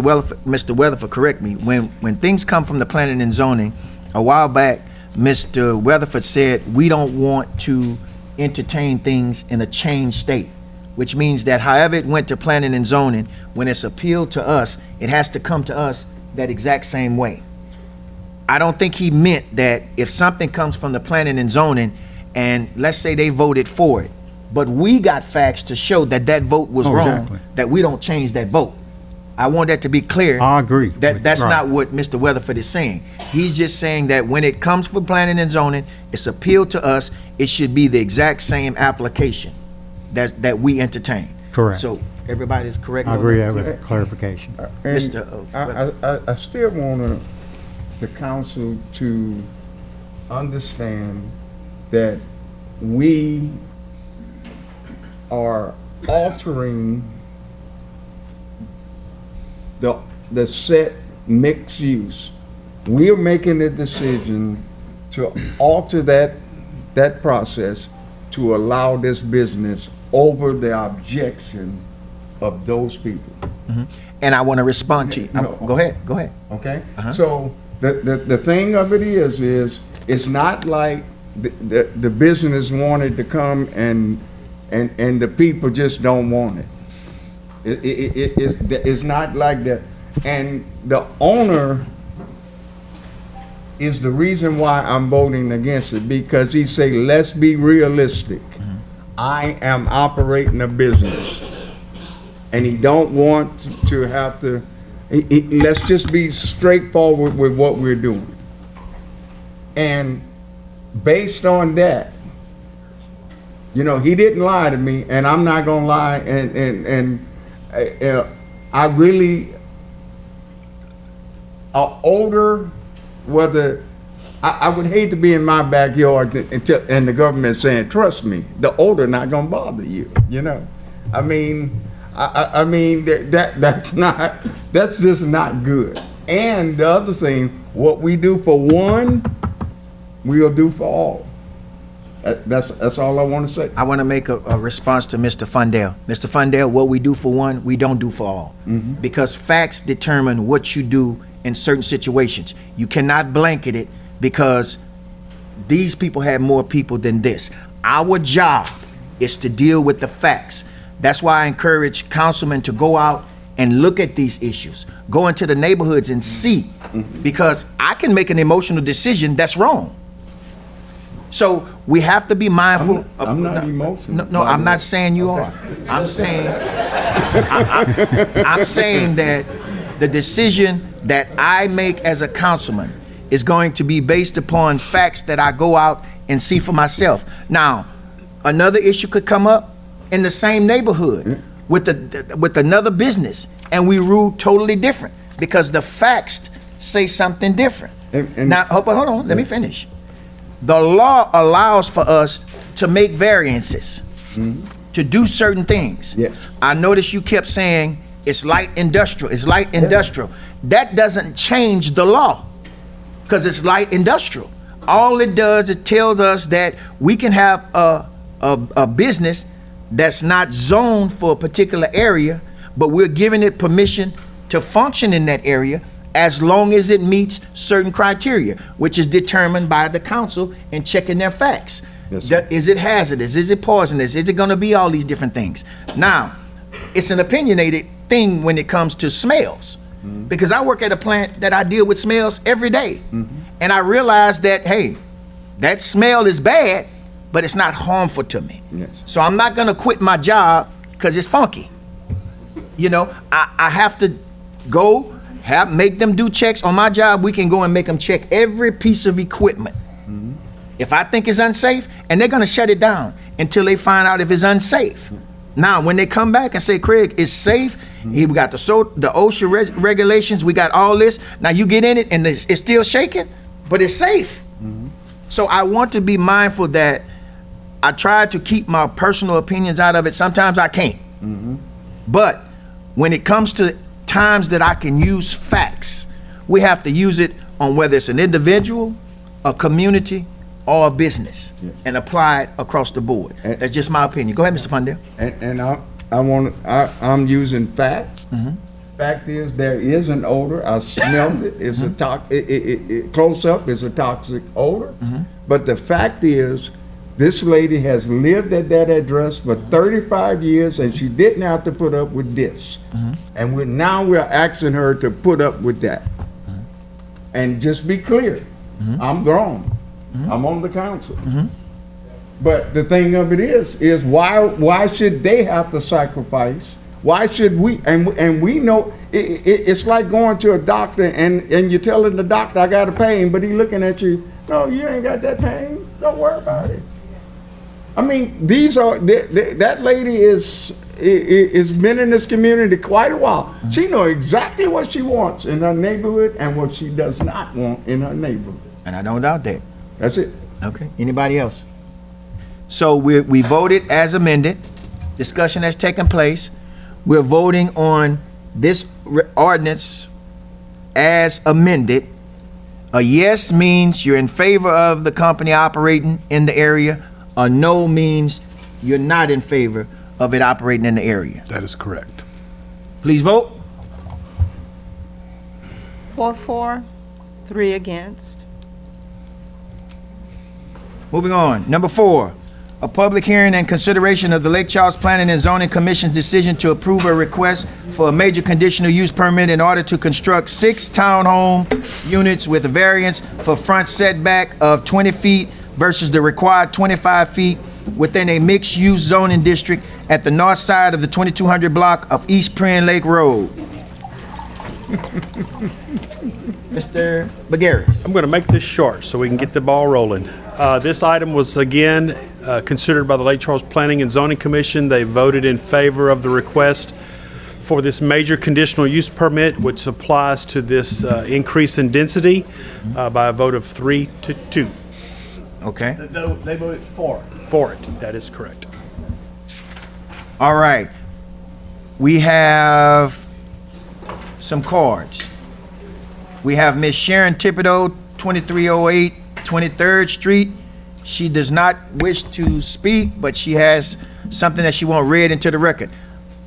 Addition of these townhouses would add to congestion in the alley that is already congested with traffic from the current residents. I oppose this addition and echo the sentiments of others who have spoken in opposition.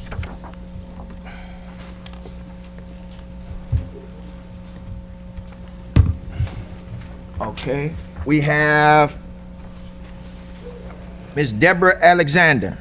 I think we need to let the applicant speak on behalf of the project, and I. Oh, well, the applicant, I don't have anything from him. Who's that? Mr. Okay. Mr. Herman. State your name and address for the record, I please. just want to clarify a couple things. I had a couple of questions today from some council members. The property is zoned mixed use, so I'm going to talk about what's allowed as of right, what's allowed with a major, what's allowed with a minor. As of right, without any public hearings, he can build a triplex, 3 doors, 3 residential units attached or detached. With a minor conditional use permit, which is an in-house review that could be appealed, he can build 5 units, I'm sorry. Wait, say that again? With a minor conditional use. Start from the beginning when you said about the doors. 3 dwelling units, attached or detached, a triplex or 3 single units. Okay. Because of the mixed-use zoning district allows that density. With the minor, he can go up to 5 doors, 5 dwelling units. He's having to apply for the major because he's at 6, so he's in the major use category. That's why this is before you this evening on an appeal from the councilman for the district. So, Mr. Doug, he's asking for 6. He's asking for a variance to increase A conditional use. additional use and a setback. The variance is for pushing the building from the required 25 to 20. Okay, so he's got two requests, a variance and a use. Conditional use and a variance. Okay. And he's pushing that forward to Prian Lake Road, not back towards the alley. That is that correct. Correct.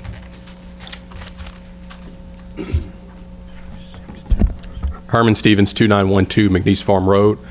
I guess I'll start from the beginning. I purchased most of the land on the north side of East Prian Lake Road between 5th Avenue and the old Hobby Lobby site. When I purchased most of that, it was wooded. Homeless people had set up camps in there. The trees were partially dead from the freeze and the hurricanes and that sort of thing. I purchased the land. I cleared almost all of it myself. Nearly died a couple times in there, including on a tractor with a 7-year-old in it. I pushed out the homeless people. I basically addressed the complaints of the citizens that I had spoken to, Mr. Poulard and Mr. James.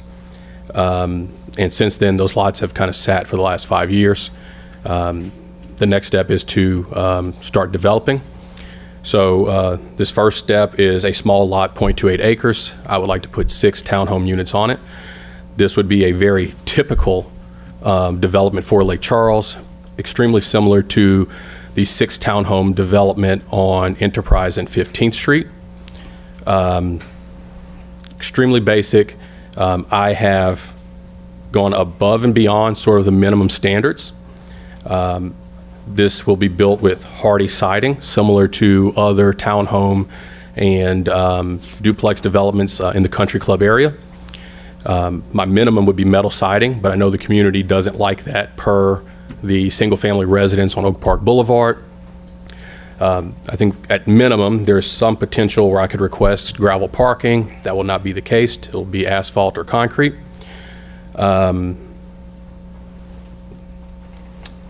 Yeah, that's pretty much it. With respect to the density, as Doug mentioned, a minor conditional would be 5 units on this lot.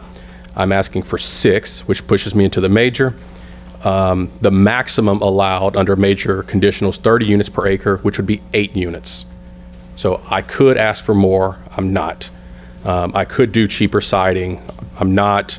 I could do lesser parking. I'm not. And then with respect to the front setback of the property, normally it's 20 feet on this type of corridor. The reason why it's 25 feet is for future expansion. This is East Prian Lake Road. There's no planned expansion or widening of East Prian Lake Road in the works. So I'm simply asking to reduce that 5-foot buffer that was for future expansion. It will still be at the 20 feet, which is typical for similar roads in Lake Charles, Louisiana. Any questions for Mr. Herman? Is there a house to the west and to the east of this lot? There is a house to the west that is on an extremely large lot. There would likely be 90 feet between these buildings, which is a full lot in between these buildings and the nearest home to the west.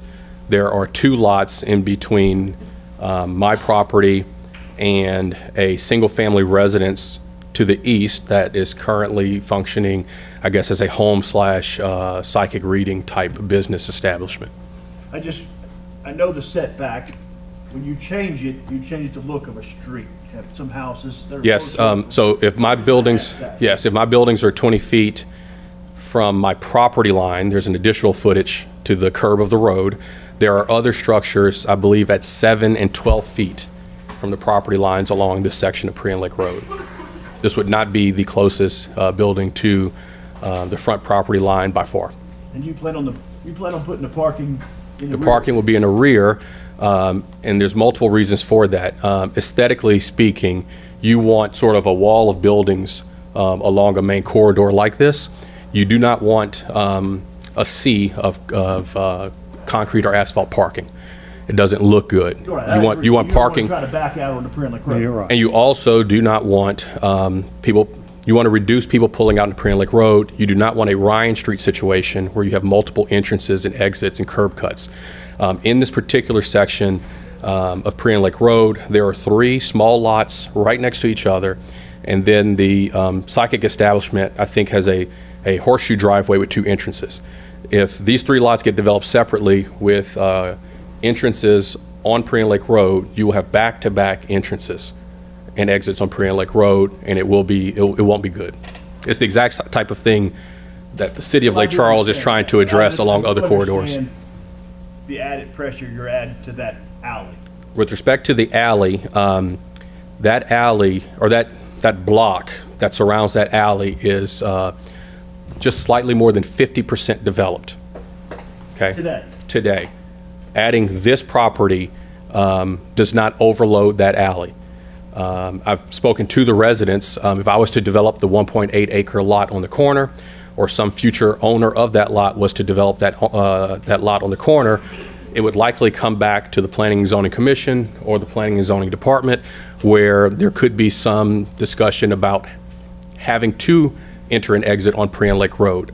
And it probably would make more sense because it's a larger lot where you could have a single or 1 or 2 entrances on a very wide lot that's probably 500 feet wide.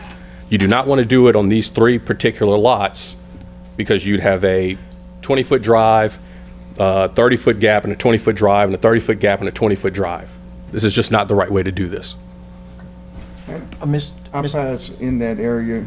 There's actually 13 houses facing 23rd Street and only 1 house facing Prairie Lake Road. The rest of the, 2 houses facing Prairie Lake Road. So, like you said, it's relatively empty compared to the rest of the neighborhood where they got homes on both sides. Well, I want to ask you about, you're telling us a lot of things that may happen in the future. You said if we do this to your property, then the next ones you would have 3 in a row, the curb cuts, you would have 3 in a row on that block, correct? Potentially. I do not own in terms of those 3 lots that are next to each other, I don't own the one in the middle. Right. So I can't speak for that one, or if it would ever get developed, because none of this has been developed. Right. But you are saying that Potentially. for your property, and potentially the other ones would make it bad if they had to be 3 in a row. It would be, yeah, if it was to exit onto Prairie Lake Road. Yes. Yes. And that's not how we do things. We always hope that something is going to be developed, because if we start taking that mentality that, hey, don't do it here because the rest of them not going to do it, or let me do it here because the rest of them not going to do it, then we virtually saying there's nothing coming to that property. I understand it took a long time to develop, and I applaud you for buying it. But in regards to the asphalt and the you said it'll be asphalt or Concrete. Concrete. What are you going to use? I'm not sure. It comes down to pricing, and that changes day to day. It's changed quite a bit since we've even started this planning and So zoning that discussion. didn't have to be in your plans? No, sir. This is simply planning, zoning, site plan, and that type of discussion. This is it, So you can change some things? Yeah, discussing even the hardy siding and that sort of thing. This is very premature, but I'd already made my decision, but the citizens wanted to discuss it, so that's why I brought it up. Okay. They wanted to ensure that I wasn't doing metal siding because it happened on Oak Park Boulevard, and it Well, really doesn't look good. There's an But I can do ordinance that by you can't right. do metal siding. There's an ordinance. My understanding was that we can do that by right. You can do architectural metal, potentially. Architectural metal, yes. but the architectural metal, I think that's on the Oak Park situation. They can do that. Okay, but you said that because it's not developed, that don't put any pressure on the alley, the parking. Is that not what you said? That alley is underloaded, and this single development would not overload the alley as was claimed. But you do know about the ordinance about having room enough for a safety vehicle to get through. Okay, I'm not shrinking the size of the alley. No, I'm not asking you that. Okay. I'm saying you are aware of that ordinance. I'm not aware of it, but I will not impact the ability of a safety vehicle to get through the alley. But you also dealing with renters. Yes, sir. So unless you're gonna be there to regulate it every day on how many cars can park in those parking spots, somebody could have a party there and block it off. Could that not happen? But that could happen with any rental establishment, or even any personal residence that's owned by a homeowner And at that's the anywhere same- in the city. And that's the same thing I'm telling you about what you say about the frontage. You say these frontages, if you put 3 in a row, it could have 3 curb cuts on the front. That could happen or it could not happen. Fair enough. The same thing is with the cars, 12 more cars going in the alley. Because when those houses in Oak Park was built, we had covenants. There were covenants that you couldn't do certain things. So those streets, those alleys, which are technically streets, but they're not legal size. So they were put there in order for residents to get to their carports, because in Oak Park, you couldn't have a driveway in the front of your house. So now we have a situation that's renters. I could understand if it was houses, but we got renters that are going to be changing in and out. I don't know how periodically. Hopefully you just get one renter and it stay there forever. But the reality of it is there's a potential for 12 new cars or 12 cars, because you need 2 parking spots per door, to clog up that alley when it wasn't made for that. So I'm asking, would you consider turning it around? So one thing, I think if we were to count the vacant lots that would be typical Oak Park lots right now, it would likely exceed 6 housing lots. But they would be 6 permanent housing. Correct, but the loading would still be the same. Okay, but you're saying that you didn't want that look. So we don't know what could come there. Right now, as it stands, we know because we live there. So we know the impact. I live in the alley, and I know that's the reason I had no parking signs put all throughout Oak Park, because of the alley. You can't have a person parked in the yard and drive by. So we have to think about the potential of 12 cars being there on a regular basis. Not just that, If they have to come in to park. That's going to be a frequently used thing. these are single-family residences, this is low traffic. People leave, go to work, come home. This is not a business where I'm going to turn over 50 people a day. I understand what you're saying. Which is but- an alternative for the mixed-use property. But it's renters. I really struggle with the renter comment. I've been a renter, both as a low-income college student and both as someone that's probably, doing pretty well. And I've never been problematic. You can always report these people. I live in town. You can call me personally, and I'll have them towed. But we have these issues at single-family residences every week at the city council meeting. do. So I struggle with this. It almost feels like if a single-family homeowner had to come to council, we would criticize them about possibly That's your parking on the street. interpretation. But because you say we deal with it on a regular, because I'm a councilman for that district, that's why the parking signs were put up. Because it was a struggle. Because some of the areas were renters. And when I say renters, it's not being biased toward renters. It's the fact that you could potentially have a situation where different mentalities and different people go into your rental establishment. You can't say, I'm going to have all good people going to rent, they're not going to throw parties, they're not going to park on the street. But people have to rent. I understand that. I'm not denying that. I'm saying the reality of it is, because you may have a turnover greater than someone living in a regular house, it could potentially cause a problem with the parking and the blocking of the alley. Is that not reasonable? I think it's reasonable for any lot in the city of Lake Charles. Okay. Any other questions for Mr. Herm?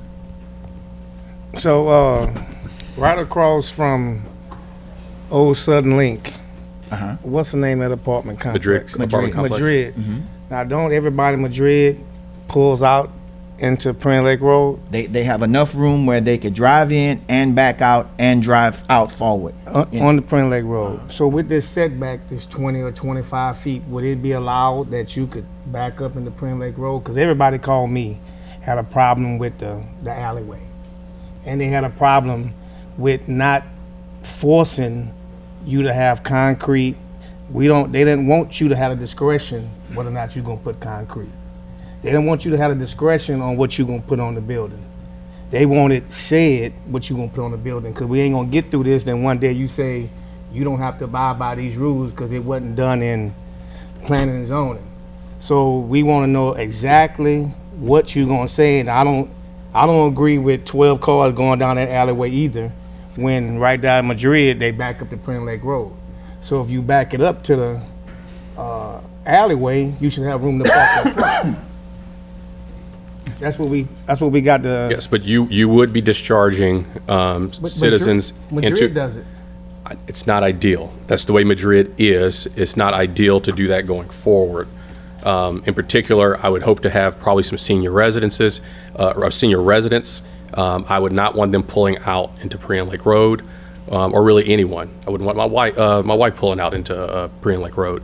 So before we go any And I think further, from a design standpoint, it's can not. we put in place what he must have? Yes, yeah, I was going to suggest that. We can put a stipulation that it must be hardy or brick, we can say what we want it to be, or we can say what we don't want it to be. To me, it sounds like he's committed to doing hardy. He said if it's feasible. Right, but I think we can put a stipulation that to grant this major conditional use, that if you want to make that. No, I'm motion. just asking. I'm just so adding, you we could certainly put that in there, and that, I mean, he'd have to get a variance to do something other than a hard surface. So, but we can put in there that it has to be concrete or asphalt. I guess theoretically we could say it has to be concrete. Personally, I kind of like asphalt. I have an asphalt driveway at my house. I like driving on asphalt because it's a heck of a lot smoother and it's easier to repair. You can repair a lot more quickly, and you have a much smoother ride on asphalt than you do on concrete, especially after. And we all see the checkerboard streets that we have where you have to saw out concrete and put in pipe. If the roads were and I'm not necessarily a proponent of asphalt, but there are certainly advantages and disadvantages to both types of. I would suggest, in all fairness to Mr. Herman, is we hear from these residents so he can have an idea of what the complaints and the things are, and then he can make his decision on what he wants to do with his property at that point.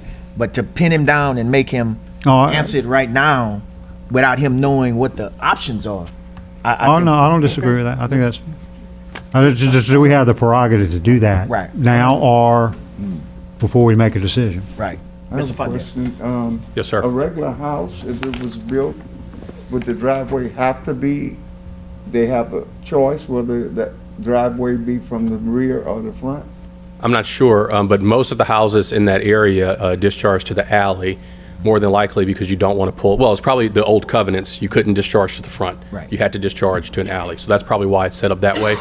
So the covenant really wanted alleyway. 'Cause it wanted a certain look, and that's what I'm trying to do by having the buildings to the front of the property as opposed to a parking lot in front and the buildings pushed to the back. Also, if you push the buildings to the rear of the property, internal noise to those units would be way closer to the actual structures across the alley, right? If you have the parking lot on the alley, those buildings are removed or further distance from the other citizens.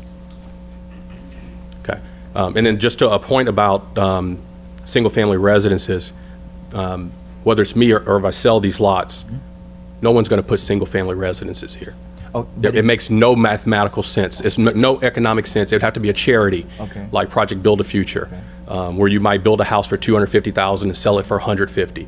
There will never be single-family. Well, these are single-family homes; they're townhomes, but there will never be single-family detached houses here. That's why they were never built to begin with. And I know people with houses on similar types of roads, even two-lane roads, they can't get renters because the traffic's too high, the volumes are high, the speeds are high, and people don't want their kids on a highway.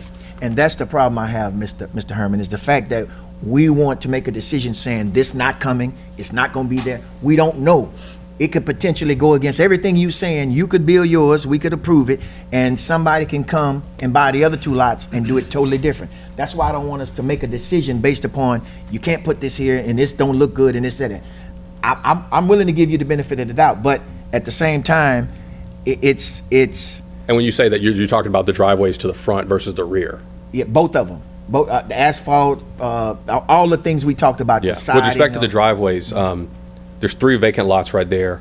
I own the 2 on the outside, so that will get developed. And if we do have to go to Prairie Lake Road, you will have those 2 curb cuts close to each other, along with the entrances and exits for the psychic business. So you would. That's do a it, fact. You would do it in that case if we forced you to do it. If I was forced to, I may have to reevaluate. What I'm saying is that this will get developed. So it's not a what if. Okay. That, there might be more curb cuts. There will be more curb cuts if I have to go to the front. And I just want to understand, you said the curb cuts down the front, it's not what the city wants, or what? Generally speaking, you want to reduce these curb cuts on a major corridor like this, so you don't have a lot of people braking and stopping. You want to move people through the area. Got you. And again, if it was a larger, for example, if I owned the lot in the middle, then I could have a single curb cut to support multiple facilities. That would make more sense, because then you'd have fewer curb cuts, and you wouldn't have that issue with having 2 or 3 jumbled up next to each other. Gotcha. And if someone's willing to donate the middle lot, I'll take it. All right. Mr. Herman, we're gonna call you back. Yes, sir. Afterwards. So, You got another question? So, having the parking lot on Prairie Lake Road would cause people to want to stop to make the turn, so it would create some. There's a traffic issue. The city actively and DOTD tries to reduce these types of things.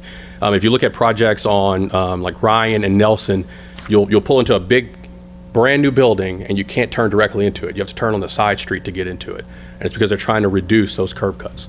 They're trying to reduce it, but it's not illegal. But it's not no, but like in a lot of cases, DOTD won't let you do it on a lot of these main corridors. And they're trying to reduce the curb cut to protect traffic. Yes, and safety incidents. These things lead to safety incidents because you have people stop, turn, and immediately stop again at another curb cut. These are all facts. Okay.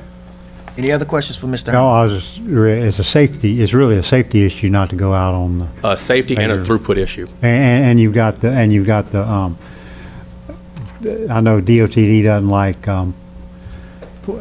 point of conflict might not be the exact terminology, but yeah, that's part of why you do these traffic circles, because when you do have, you don't want people stopping and and starting starting over and because over that's what again. causes accidents and potentially bad accidents. Yes.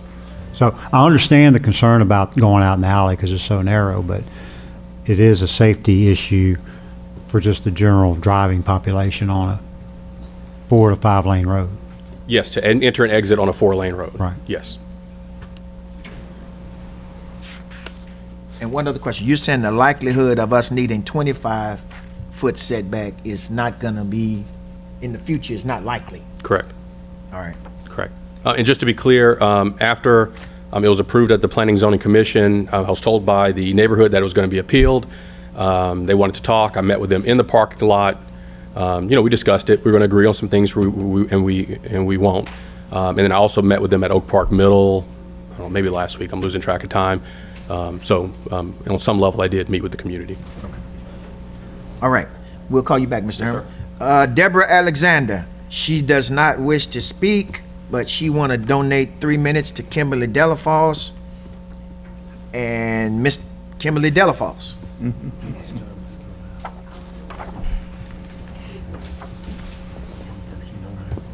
One donation? One donation? One 6 donation. minutes. And I have Miss Stephanie Morris said she'd donate her time to whoever needs it. Okay. Hello, everyone. How's everyone doing this evening? Do I have to state name and address? Yes. Kimberly Delafosse, 1917 19th Street.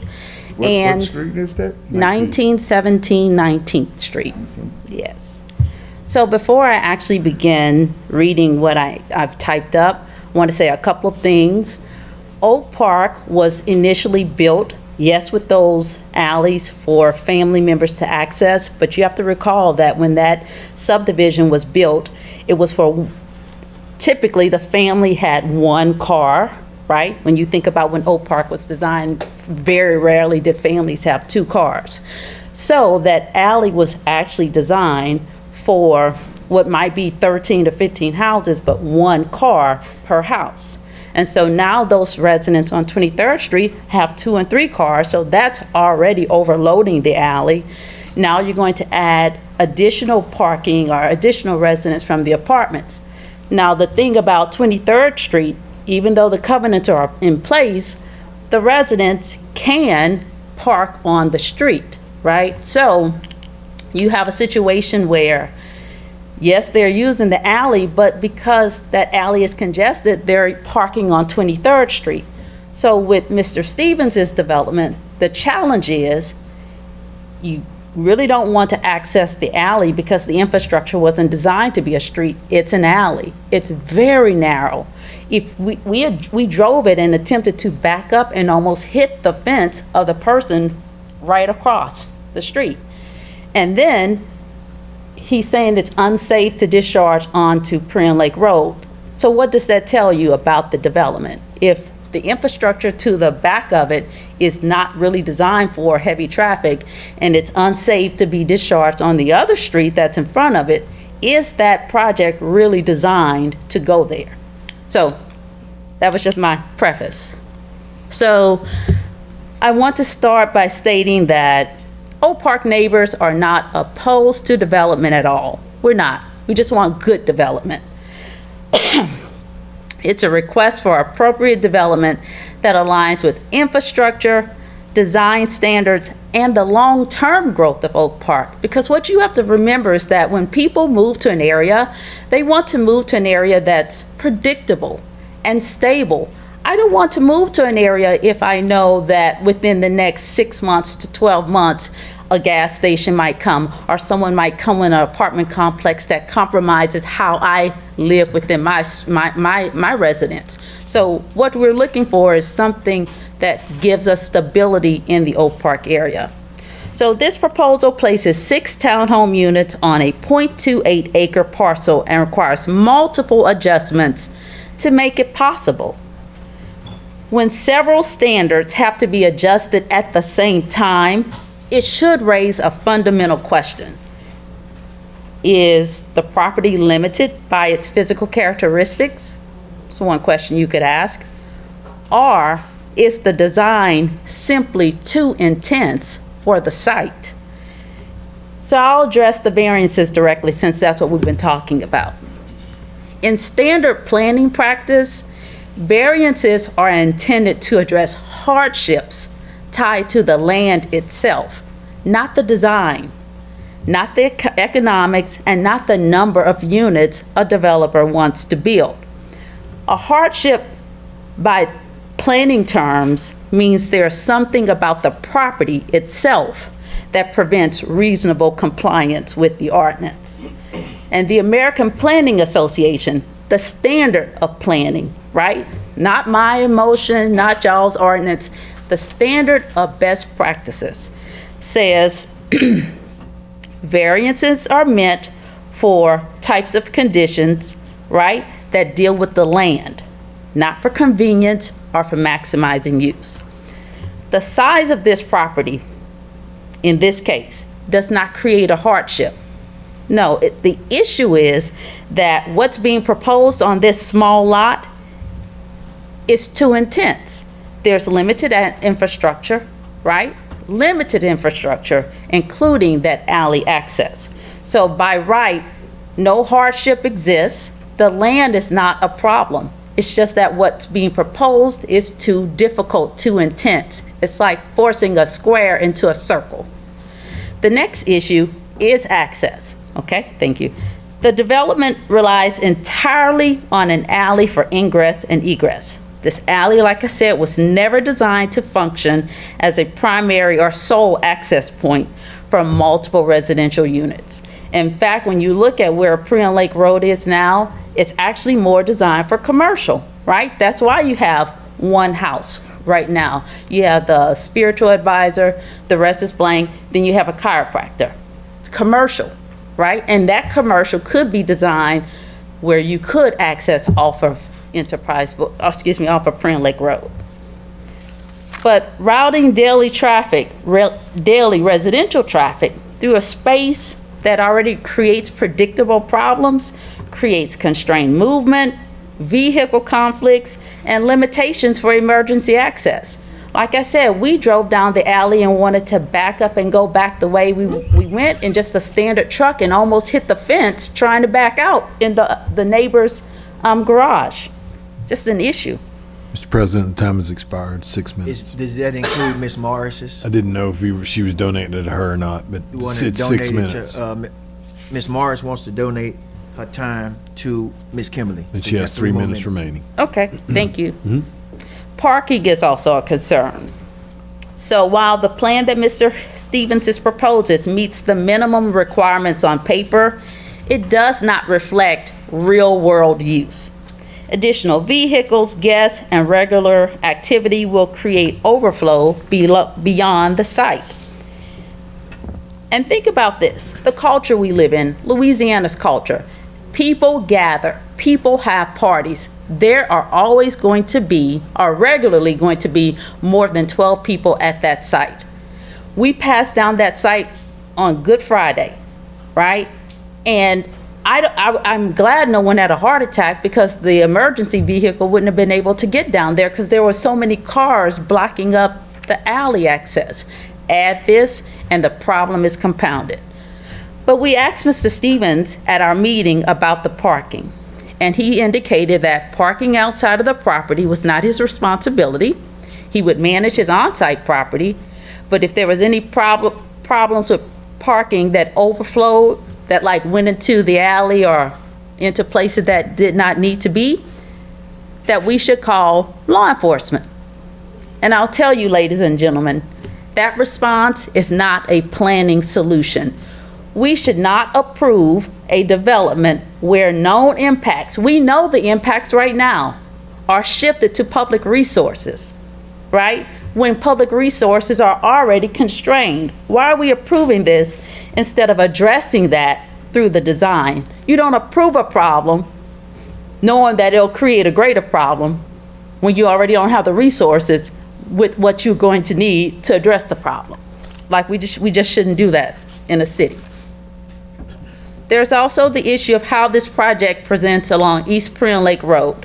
This is a major corridor, and residential developments along this corridor are consistently designed to face the street.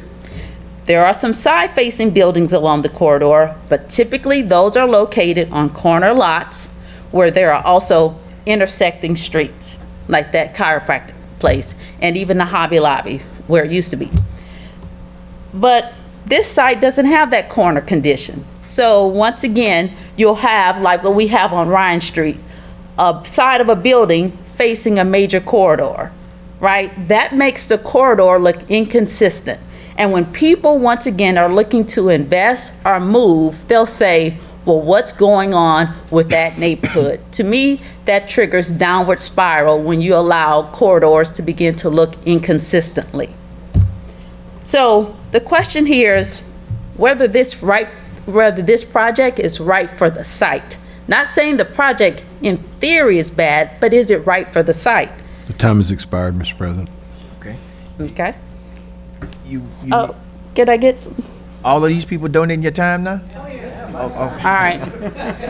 I just need 1 minute. So, okay, go ahead with the 1 All minute. right, 1 and I gotta minute. go to Just the need call. 1 minute. So the question here is whether this is the right project for Let's this go ahead site. and vote to give her Oh, a I'm minute, sorry. just to I'm be- sorry. I mean, Vote to give another minute. Please vote. 7-4. All right. So given the reliance on an alley for sole access, the need for multiple variances without a demonstrated hardship tied to the land, as ordinance requires, and the functional concerns related to parking and layout, there's a clear misalignment here. So variances are meant to solve problems with the land, not problems with the design. And what we have here is a problem with the design. When multiple variances are required to make a project work, it is a signal that the project should be reconsidered. So based on these concerns that I presented to you, I'm asking you to deny this request as proposed, because once again, we want to protect the integrity of Oak Park. We want development that allows additional development to come, that uplifts the area, that does not diminish. Thank you for the time. I want to read into the record some people that didn't want to speak, but they're in opposition. Ron Miller. That's 2442 Oak Park Boulevard. David Jones, 2222 23rd Street. Barry England, 2233 13th Street. And Miss Stephanie Morris, she don't have her address, but she lives on 21st. All right. Mr. Allen Funtno, name and address for the record, please. I hope I can get up. Good evening. I'm gonna try not to to repeat a lot of the issues that Ms. Delafoe had brought up, so I'm just going to skip through a lot of my presentation and just go to the facts. While recognizing the need for responsible development, I believe the proposals raises several concerns and could undermine the qualities that make Oak Park special. Investors' interests. The project appears to be driven by external investors rather than by local interests, potentially prioritizing profit over community well-being. Impact on the community. It increased density, may and strain communal resources, alter neighborhood character, and disrupt established way of life. Restrictive covenants and ordinance. Oak Park is governed by restricted covenants and local ordinance designed to preserve the integrity of our community. Those legal instruments define permitted land use and types of development. Protected private property rights and ensure harmonious coexistence. Require diligent enforcement to prevent misuse, disregard, which this proposal may challenge. That alley we talked, that she mentioned, was developed when Oak Park development came into existence. Along with that alley came the covenants. That alley intent was a private entryway. It's not a public road. It's a private entryway for the Oak Park homeowners. That alley, what we call alley, really is a private entryway. It's not a public street. The maintenance and everything just there is connected to the title of the deed. I know some of us say that the covenants is no longer valid, but that's not a fact. Covenants goes with the title. It has to be removed. If it's going to be removed, if you use I've heard abandonment is a cause when everybody move. It's not when a certain population move out of the community, the covenants is abandoned. The development intent and the property owner's intent in developing Oak Park was for those covenants to be in existence. If someone wanted to take away the covenants, they can use the legal for, or they can use, or they could be, some of the covenants are now voidable due to federal and local laws. But those townhouses, that would be the only townhouses on the north side of Oak Park that will have access to the private entryway of the alley, all the way up to Enterprise. On the north side, the south side, there are some cottages, and there's businesses. Mr. President, time has expired. Businesses. You need another minute? Pardon me? Do you need another minute? Yes. Please vote if you want to give him a minute. 7-4. So what I'm saying is there are some townhouses, apartment complexes, about less than a mile down from the existing one that they propose. They does not use the alley. The alley doesn't, or the entry, Oak Park entrance for the homeowners, it's not connected to those apartments. That apartment took up the whole area from 23rd Street to Print Lake Road. There's no alley in between, there's no houses in between.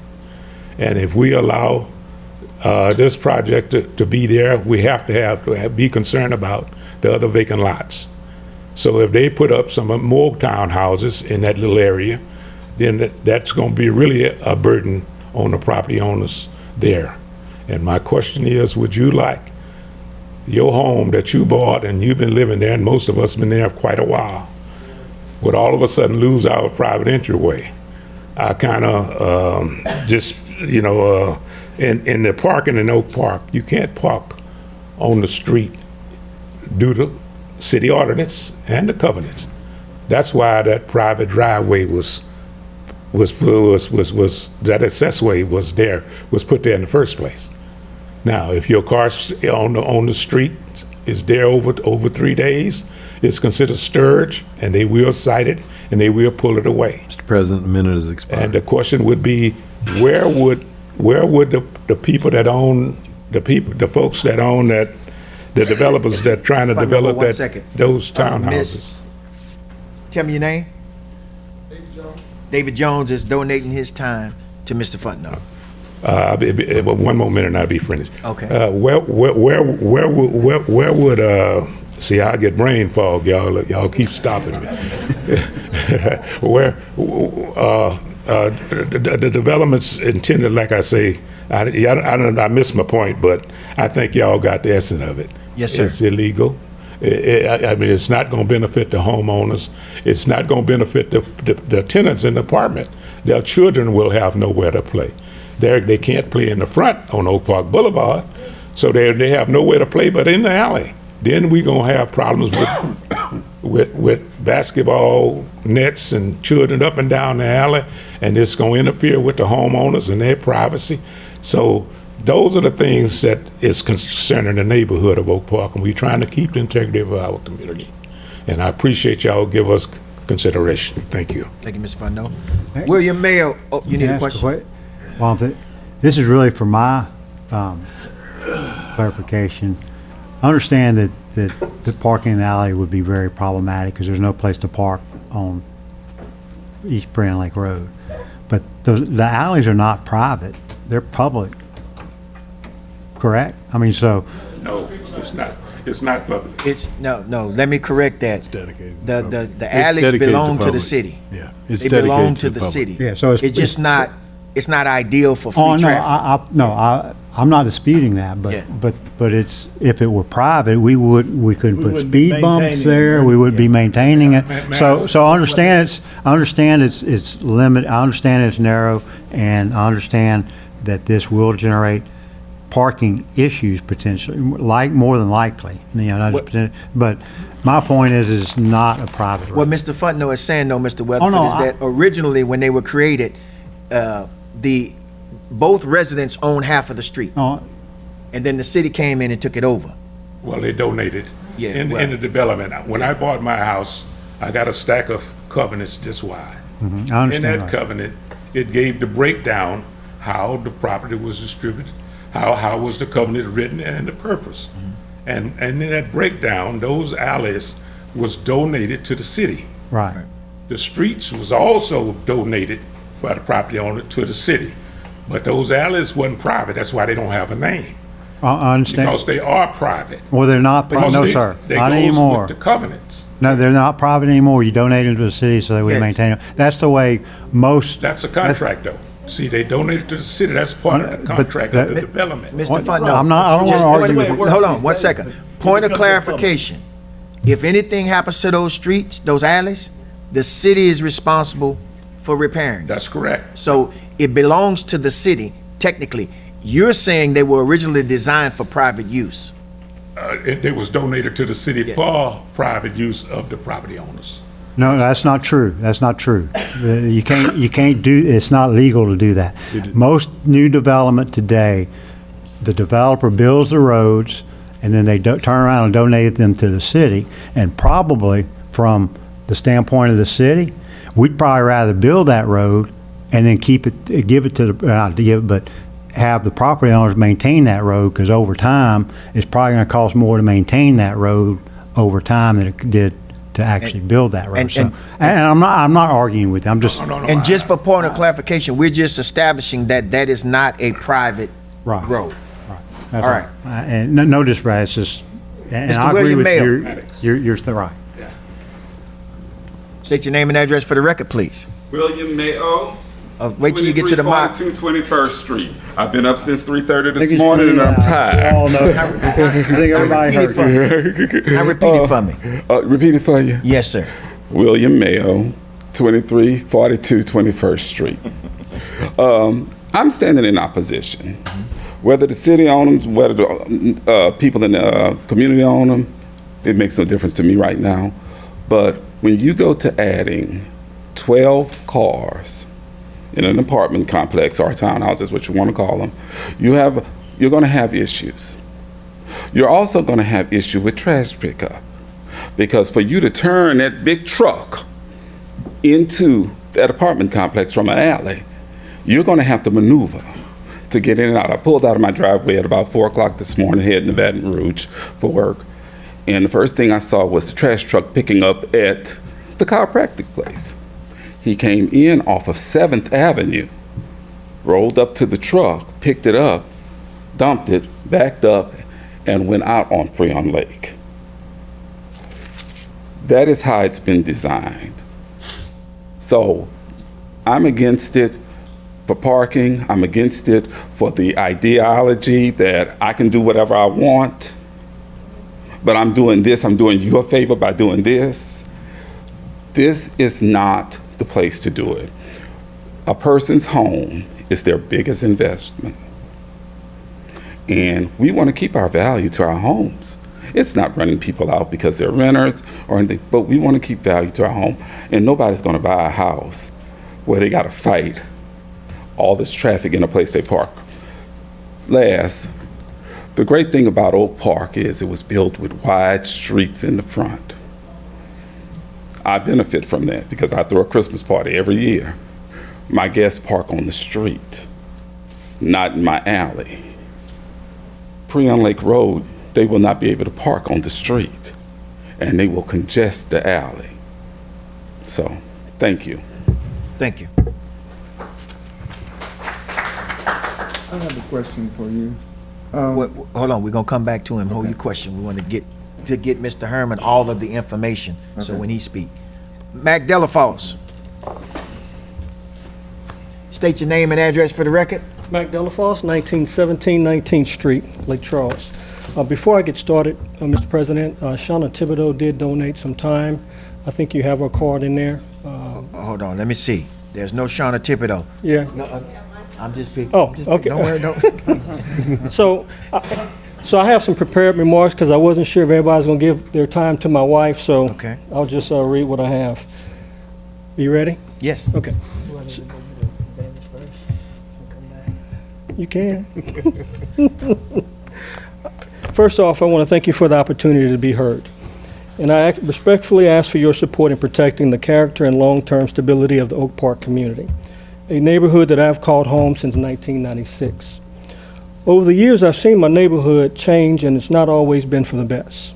However, I am pleased to say we have more active and involved community members than I can ever remember. A lot of them are here. We did have some that go home because we do have a lot of elderly people that, once it gets nighttime, they're not getting on the road. So we do have a lot of people that are just heavily involved in the community. We want to be able to walk on our sidewalks without the fear of dogs. We want to be able to live in a safe and clean community. And most importantly, have housing options that allow families to purchase a single-family residence and not a future defined by increased rental saturation. I've come to believe that investors only see Oak Park and nearby communities as a way to try to make a buck, regardless of what the community needs and wants.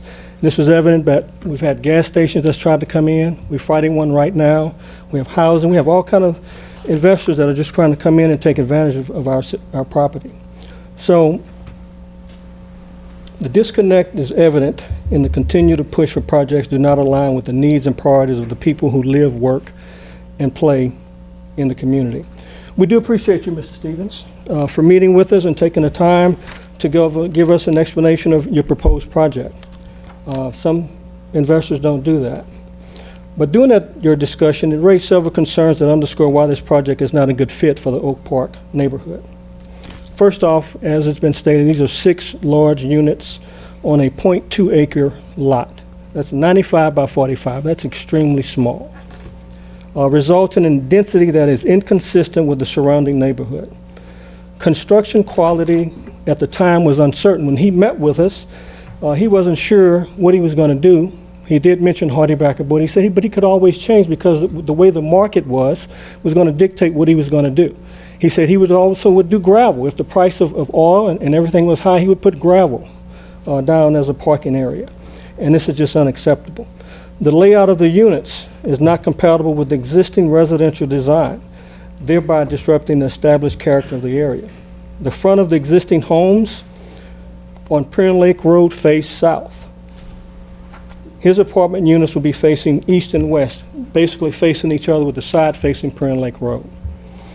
And we did ask him about an entrance and changing it up to do Prairie Lake Road entrance. And he said it was too costly. No investor would pour that much concrete to come out the front. So that was not an option for him. He also mentioned the potential for further expansion of his apartments on the remaining lots on Prairie Lake Road. So when we talk about adding more apartments, rental units, what does that do for the alley? Now, he doesn't own all of it, as he stated, but he said if this investment does well, he's going to do some more apartments. Beyond these specifics, we urge you to consider the broader implications, the potential negative impact on the surrounding property values, how the added concrete would increase flooding, how limited parking would spill over into the alley, the long-term effect of continued apartment development on a community that has historically supported strong owner-occupied home ownership. Existing market conditions, including a high number of apartment vacancies, indicating it's overly saturated, and is there really a need for these? Oak Park has remained attractive to families because of its high percent of owner-occupied homes. Approving these developments will surely shift this trend. We want to be clear, as my wife stated, and many others, we welcome thoughtful investment in our community. However, this particular project does not reflect the vision of the residents of Oak Park's future. We would ask that Mr. Stevens be a good neighbor and a community partner and withdraw his proposal. And that's really it. So the only thing that I would add, you guys turned down some townhouses, I think, last month, and we would just ask for that same courtesy, and we think we have even more compelling case for you to turn these down also. Thank you.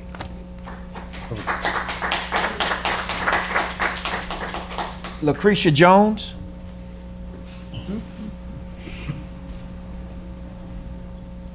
State your name and address for the record, please. My name is Lucretia Jones. I reside at 2222 23rd Street, which is directly behind his property that he wants to build those 6 townhouses. And my house is the only property that's directly behind where he wants to build his 6 townhouses and have an entrance and exit to the alley. Currently, the alley, when you use the alley, only one car can pass at a time. So if you got a car coming in a different direction, that other car either has to pull back into their driveway or pull into the vacant lot and let you pass so they can pass. So he mentioned about having 12 parking spaces. I would say that's 12 extra vehicles that would just be in and out constant, in addition to our already traffic for the family members that live there now, whose kids have grown up and they drive cars, and it's just going to be extremely congested. That's my main concern. It's directly behind my house, and also that it will be a lot of congestion and safety issues in that alley. I asked him when I had a conversation with him about putting it to the front, but it was just mentioned that he told us that it was more cost effective for him to put the access in the alley versus Prairie Lake Road. All I can say is it's not anything about personal feelings or issues. The issue is safety. And it's going to become my quiet neighborhood, because my house is there, is going to become a busy area, because now you have 6 townhouses, 12 parking spaces, and it's going to always be a traffic going in and out the alley. My fence is like right next to the alley. And where his entrance and exit is going to be, it has to come to my property, because I'm the only house there behind his property. So, and to me, that would decrease the property value when he mentioned about the driveway being gravel, cost effective. But tonight he said probably pave or asphalt, concrete or asphalt. All I'm asking, if this project is passed, that I feel personally that there should be a requirement for the entrance to be from Prion Lake Road. And it really should be a fence. There's no talk about a fence be put up. It's just gonna be open. And I don't see where it would benefit the homeowners that live in this area. It's definitely a safety issue in the alley, because it's a safety issue now. And those additional apartments are not built yet. Thank you. Thank you, ma'am. Austin Delafosse.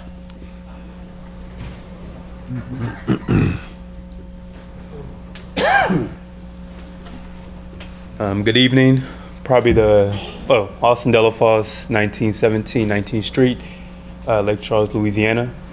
I come to you in this room, probably the youngest person in here, and I'm a part of the group known as Gen Z, and moving into cities that are trying to attract and keep our generation. When people my age decide where to live, we're not just looking for housing. We are paying attention to how a place is put together. We notice whether areas feel organized or crowded, and whether development looks planned or simply squeezed in, like this proposal is looking like.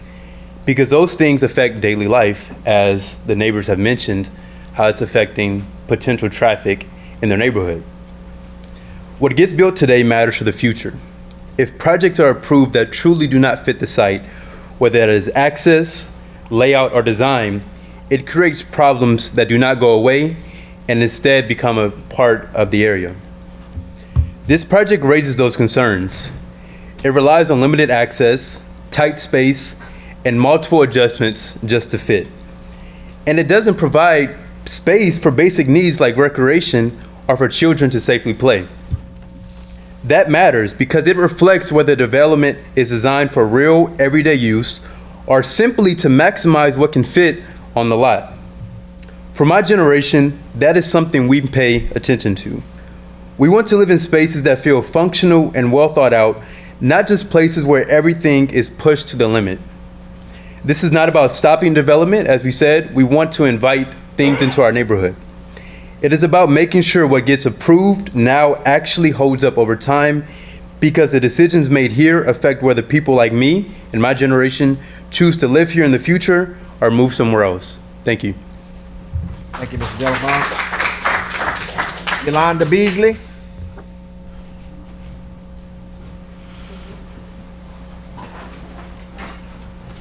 And Miss Faye Cooper has donated 3 minutes to Miss Beasley. State your name and address for the record, Miss Beasley. Yolanda Beasley, 2525 17th Street. Okay, I didn't come with any data. I didn't come with any anything written down. I'm gonna speak from my heart. I guess that's emotion. But I could not imagine somebody thinking, oh yeah, I'm gonna build some apartments and disrespect. And that's disrespectful. He's gonna disrespect our community. He don't even live there, I don't think. Because we had a town hall meeting and he said he had 4 acres. Well, one of them 4 acres, he can put that apartment where he couldn't get out of. Put the apartment, like your house is right here, put the apartment right behind it, the driveway. But you're not gonna do that. Ms. Beasley, but you're gonna do it to us. If you don't mind, can you? You want me to scoot over? No. I want you to direct your stuff to us. Oh, I was just looking at him. Hey, Mr. Moore. It's okay. No, I'm just trying to direct, speak to everybody. Okay. But nobody wants that. Nobody wants to get up 4 o'clock in the morning, 5, whenever you get up. And then you drive out your driveway and there's cars there. And on top of that, it's probably gonna be young people. Then that boom, boom, boom. We are trying to get our neighborhood under control. We fighting dogs right now. We don't want to have to fight something like this with the where we can't even get out the yard. Our community is nice, and we would like for it to stay that way. I mean, like I said, he can move it in his neighborhood, but he can't get out of his driveway. And that's all I have to say. All right, Ms. Beasley. Sheila Handy.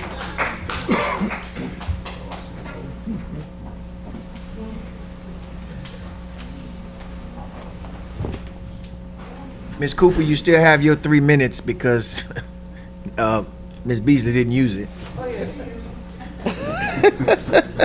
Ms. Handy? Okay, good afternoon. My name is Sheila Handy. I live at 2507 20th Street, and so that is in the Oak Park area. So yes, we are, grateful that we had the opportunity to meet with Mr. Stevens to have him give us an overview of what his project entailed. But still in all, and in listening to the other residents about the project that was going to be in their neighborhood, we are passionate. The residents of Oak Park Boulevard, we are passionate about Oak Park. I have lived in Oak Park for almost 40 years. I purchased my house. So I'm proud of my house. I make an effort to make sure that I keep my house up. The thing is, we are trying to maintain a certain aesthetic of the Oak Park neighborhood, and that's what we are definitely striving for. The project for the townhouses does not fit with the aesthetics of the neighborhood that we are trying to maintain. It will affect our property values. Even though I live on 20th Street and they're more closer to Prairie Lake Road, it affects all of us in that area in terms of our property values. You start building apartments, excuse me, within that area, it affects our property values. And in addition to the alleyway, I live directly behind apartments where there is an alleyway. And let me tell you, when residents have a party, it affects you being able to get in and out of your driveway. So that is an issue. So they have a valid concern in terms of whether or not there's additional people in that alleyway. Also, just as a note, just to let you all know, even with my alleyway, I just recently had to request speed bumps because people were zooming in and out of that alleyway. So when you step out of your driveway, you need to be, I'm gonna be finished, you need to be careful of stepping out or backing out of your driveway just to ensure you're not hitting someone that's coming speeding through that alleyway. So just for me to summarize, it does not fit with the aesthetics of our neighborhood. And again, as you see, all of us that are here, we're very passionate. We want to keep our neighborhood the way it is supposed to be. Thank you so much. Thank you, ma'am.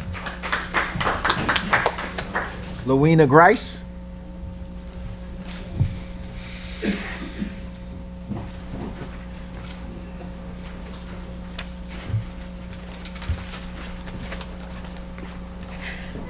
Hello, my name is Lowena Grice, and I live at 2325 21st Street. And I almost feel like we're having a come to Jesus meeting tonight. But I'm grateful for being here tonight. And you know what? When I think about Oak Park, me and my husband, we were looking for a place to live.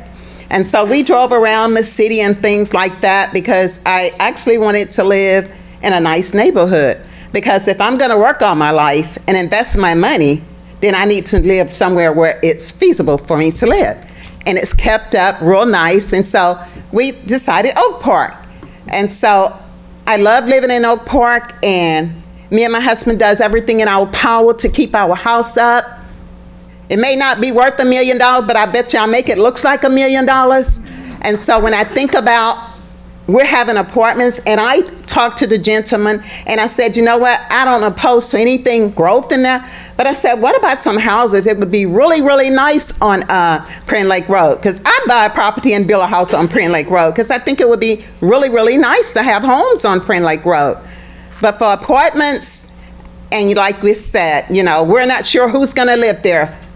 I mean, kids, we have all kind of problems when we have apartments. And I'm not saying everybody is bad, and I'm not saying everybody's good. But sometimes when you have apartments, you have problems. And then in a neighborhood, when we're gonna build and stuff like that, and the taxes and the flooding, it floods in Oak Park. When I bought my home, I didn't have to have homeowners insurance, flood insurance. And now I have to have it. So when you're building something, so it's gonna probably cause more problems for the drainage systems in our area. And then I'm gonna have to spit out more money, and I'm trying to retire, so that means I probably have to go back to work just to pay the city taxes and all them taxes y'all asking us for. So I'm just asking that we would oppose to not having, okay, thank you, sir, that in our neighborhood. And it's not against you at all, but it's against, I want to protect Oak Park because I like where I live, and me and my husband is investing in our home. Thank y'all. Y'all have a blessed evening. Thank you, ma'am. Ms. Barbara Miller?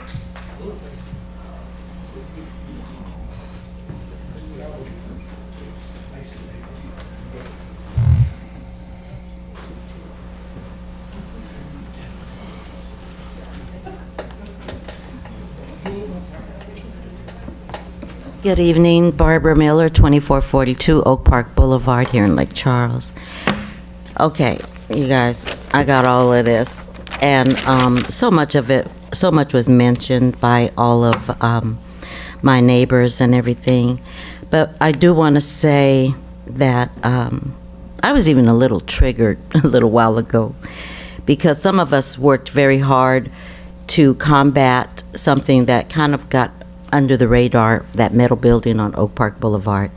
Sheila Handy, Alan Fontenot, myself and others, because of the storms and what happened, that got away from us. So we have a structure that does not conform to our neighborhood at all.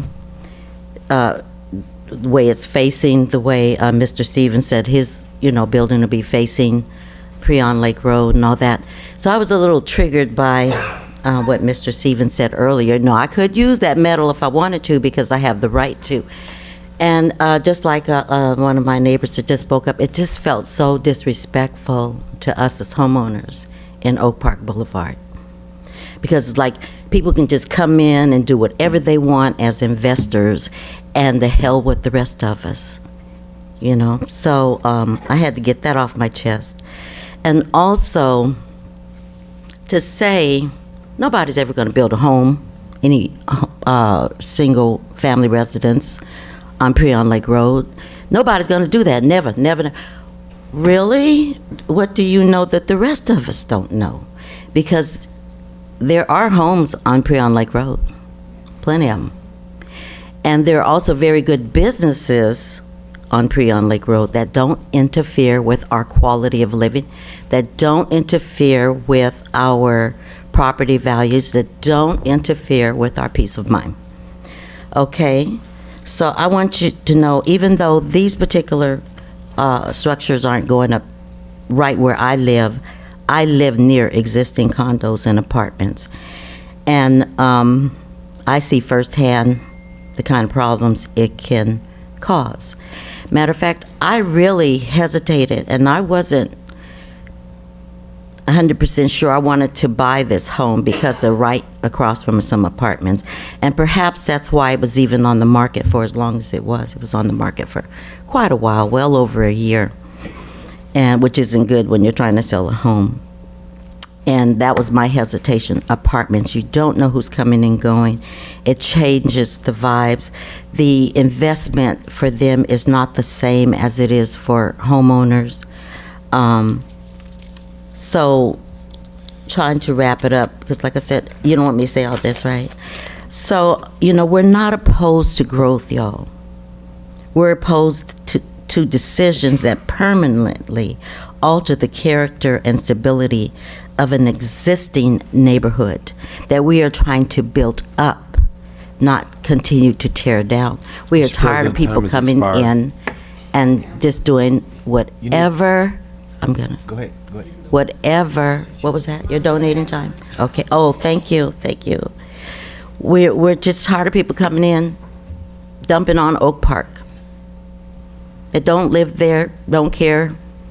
And I don't care what we bring to the attention of people that don't live there and voice our concerns, they just throw it back out. Oh, nobody's going to do this or that for y'all over there. Just, it does feel disrespectful and insulting. This isn't judging anyone, it isn't judging renters, it's simply acknowledging a pattern pattern that comes with higher density housing. A pattern I've seen firsthand. Ms. Handy has seen this firsthand, living near existing complexes. The pattern has real implications for safety, traffic flow, and the overall character of a single family subdivision. So, I just hope that you take our concerns seriously and bring something more viable. I would rather see more businesses on Prion Lake Road than to see this come to our community. I'd rather see single-family homes that are all up and down Prion Lake Road than to see this type of investment in our community. So thank you so much for hearing me out. Thank you, Ms. Herman. With that being said, Mr. Herman, you got any issues that you want to address that you heard? Yes, sir.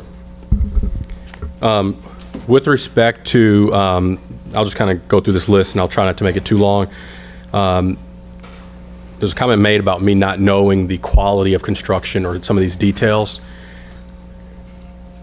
Generally, it's not ideal to design something like this to the detail prior to getting approval, because I could sink in thousands of dollars into design and then get shut down via the Planning and Zoning Commission or the City Council.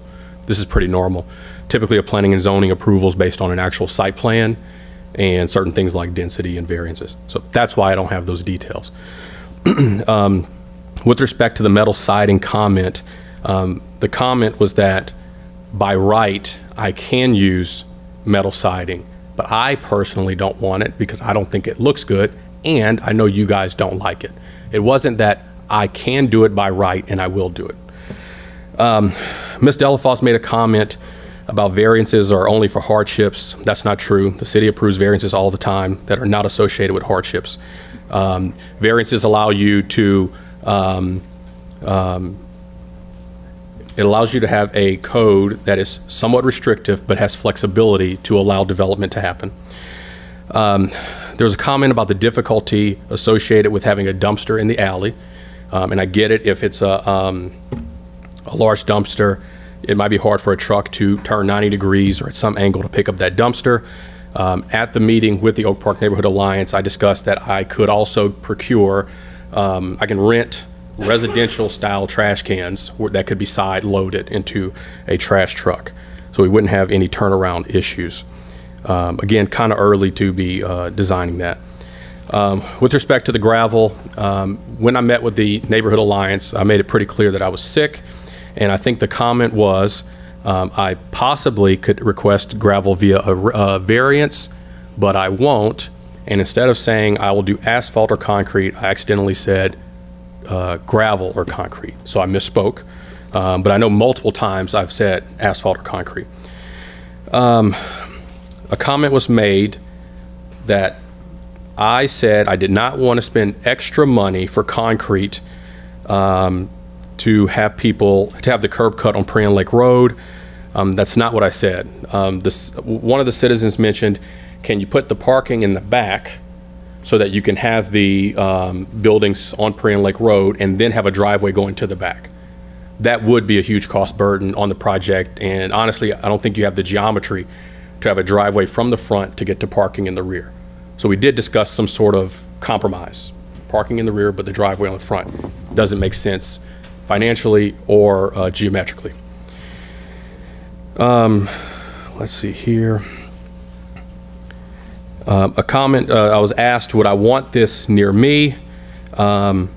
Yeah, I'm a huge proponent of infill development. I live on 4.5 acres in the city. It's zoned mixed use. I spent a lot of money for it, more than I ever would on a house, because of the future development potential. If the city was to run a sewer line down my road, yes, I would immediately start developing on that property near my house because we need it.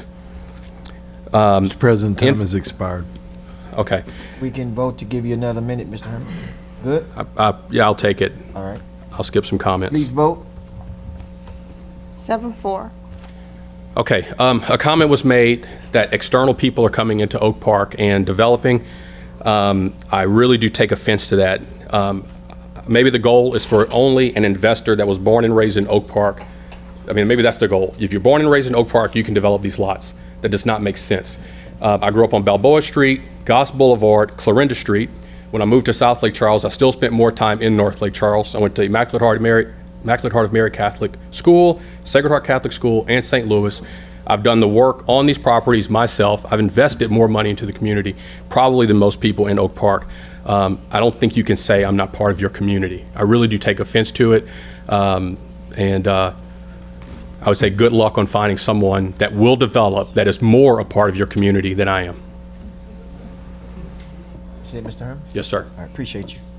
I have a question for him. So the property, it'll be 6 houses facing Freon Lake Road, right? No, sir. It's 3 units, and they face each other like a courtyard. This would be called missing middle housing. It's not the giant apartment complexes that most citizens don't like. It's not single-family housing. This is a middle ground of affordable housing.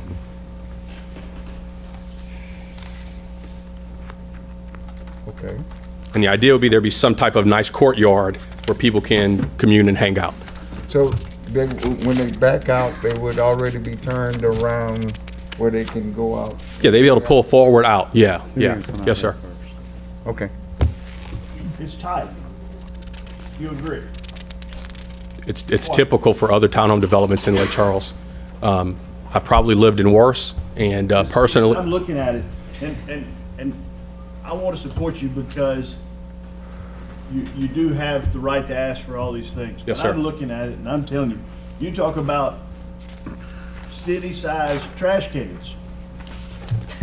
Do I look at it right? And my vision's not that great. From the edge of the parking to the property line is 2 feet 6 inches? from the edge of the 9 inches? parking to the, it depends on what section you're looking at. It's 12. Like I said, 12. I don't have the drawings in front of me. 12? The line's running through the one. Lines running through the what? Through the one on there, he's saying, the line's running through the one. Okay, okay. It's 'Cause like it looks to me like 2 feet 6 inches. I don't even know how you can fit a city trash can in there, but There should not be a single dimension on that drawing that is 2 feet. So that's more than likely 12 without me looking at it. It's 14 feet, Mr. Vizano, is what it shows in green side of space. the parking lot to In the green, property line? in green space from the south edge of his, north edge of his parking that to number? the alley. 12? Okay. I knew I saw a 2 on there. Okay. Thank you, Doug. I was like, holy, there's no way you can have a courtyard or a chair there. But I read it wrong. Yes, sir. But it's tight, still, In what particular, the courtyard or the parking lot? the whole thing. Yeah, there's probably there is room for sure to expand the parking lot to make it more comfortable. Again, we are planning and zoning stage. I can make that wider, right? I can look at my budget, or I can spend more time with the plans and decide that I don't like that.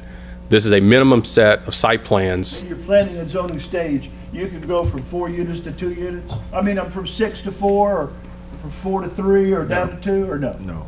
No? Well, he can go to 3 because he could do 3 by right. Yeah, but he have to come back. Not to do 3, Not to go down in use? not to go, no, he would have to, if he went down, correct me if I'm wrong, he would have to have a minor conditional use to do 4, but he can. To do 5. He could, No. 5 for a minor. If he altered this plan, he has to no, submit he can do again. 3 by right. He could come in tomorrow, this could fail tonight, he'd come in and pull a permit and do 3 Oh, I'm not doubting that. on that I house, agree with on you that lot. that. Yeah, Right. go That's ahead. my, Yes, that is a true statement. He can do 3 as of right. But I'm saying He that can do, when we vote tonight, we're voting on this plan. exactly. So now, in order to do that, he has to resubmit again. I would say not to do 3, to do 4, I would say yes, because that's a minor conditional use. Mr. Stoops? So what y'all are both saying the correct thing, but he can do 3. All he would need is a building permit. He does not need a variance or conditional Okay, use to I do got you. 3. Okay. He'll need a building. And just to expand on the 3,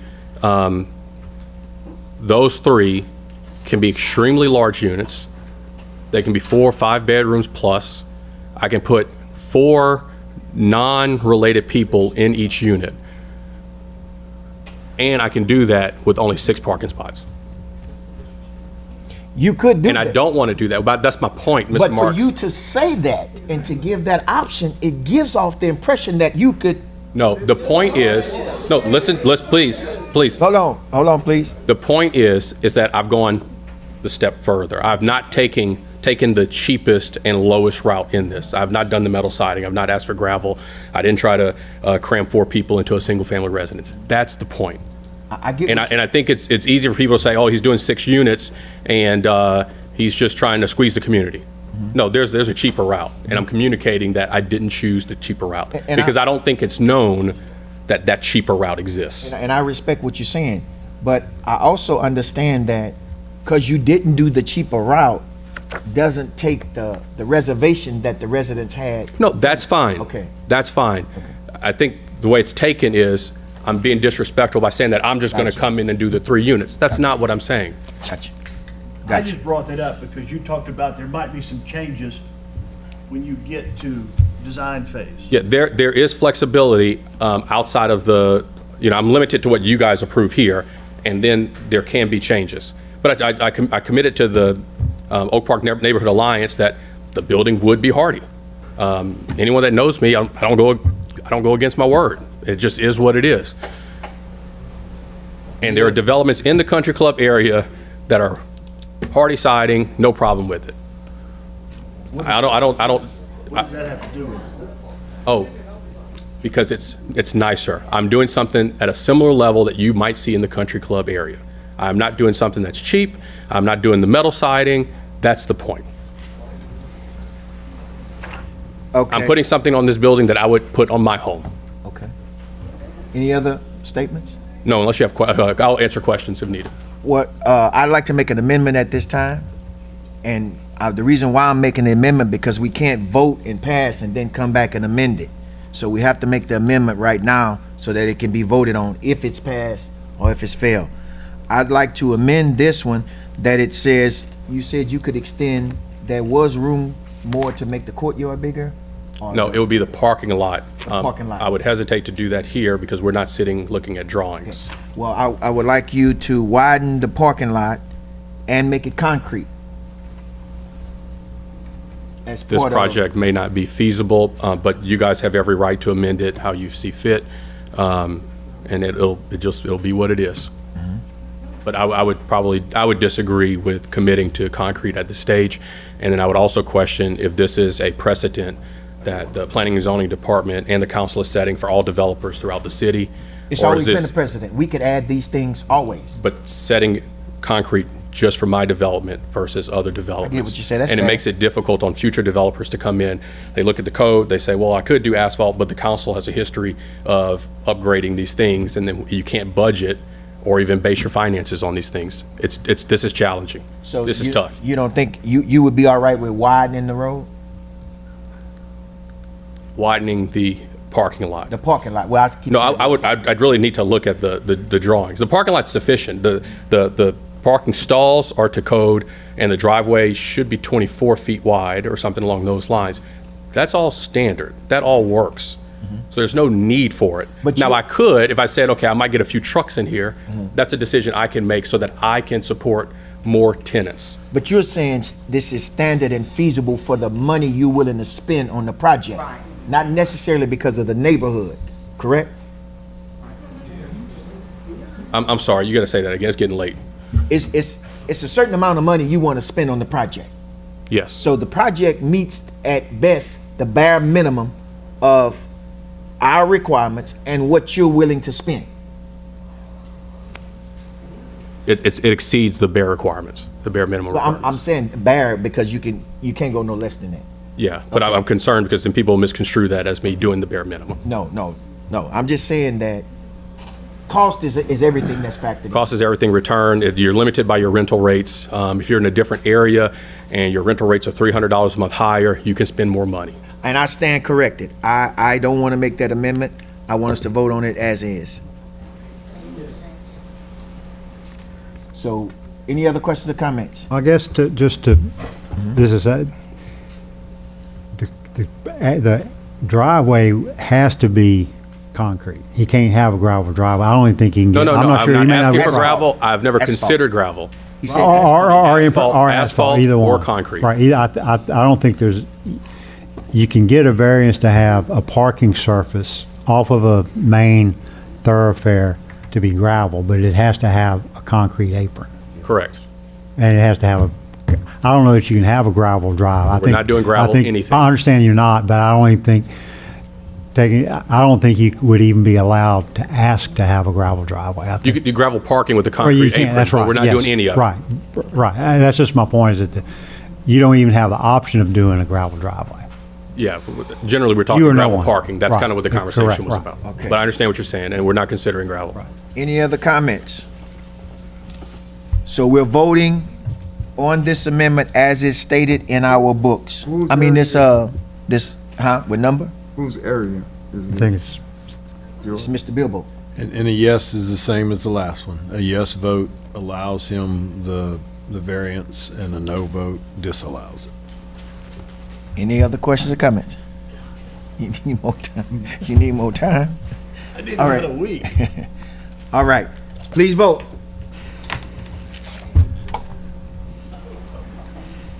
The vote is for 6 You didn't vote. against and 1 abstention. Oh, you Mr. abstained? Fondell's the abstention. Okay, I didn't see that. All right, number 5.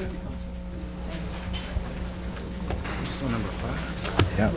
An ordinance ordering demolition and authorizing the city of Lake Charles to enter an agreement for demolition of a structure located at 711 Fall Street, Rose Young Fontenot and Frank Fontenot owners. Mr. Mr. Hester.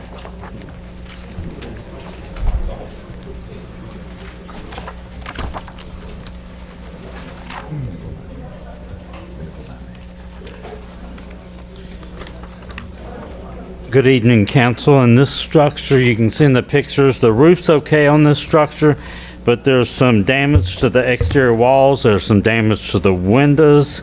The structure was open to the public, and there's some interior with some weather damage. Any complaints on it? Hold on, Mr. Stoops. At this time, I'd like to offer into the record photographs of the subject property. This is a rehearing from March 18th.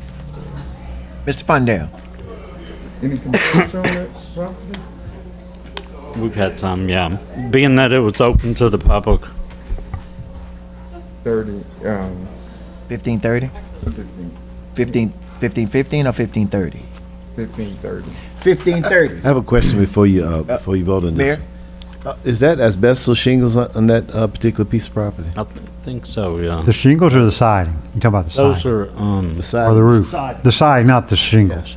And do we take into account that that they have to there has to be an abatement with that so that the dust doesn't get into the neighborhood? That's only, this is a single-family home, so they don't have that. It doesn't regulate that. If it's like multiple homes, yes.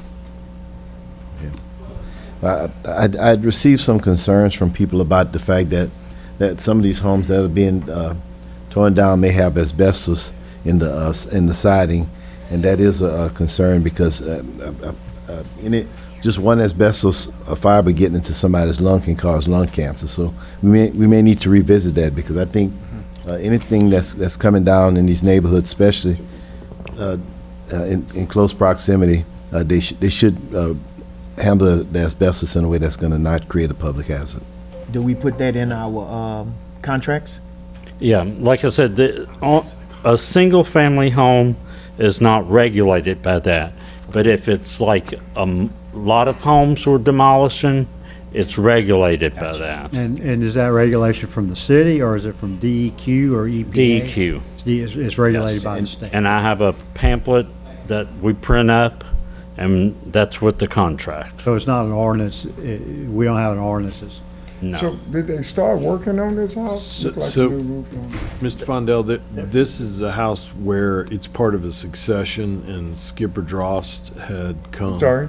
Skipper Drost, the attorney, had come. It's part of a succession, and there was a donation that was verbally done to Mrs. Walker, who actually did apply for a permit back in November, but she's still waiting for Skipper to get 2 signatures because the donation is not valid under Louisiana law unless it's done in writing.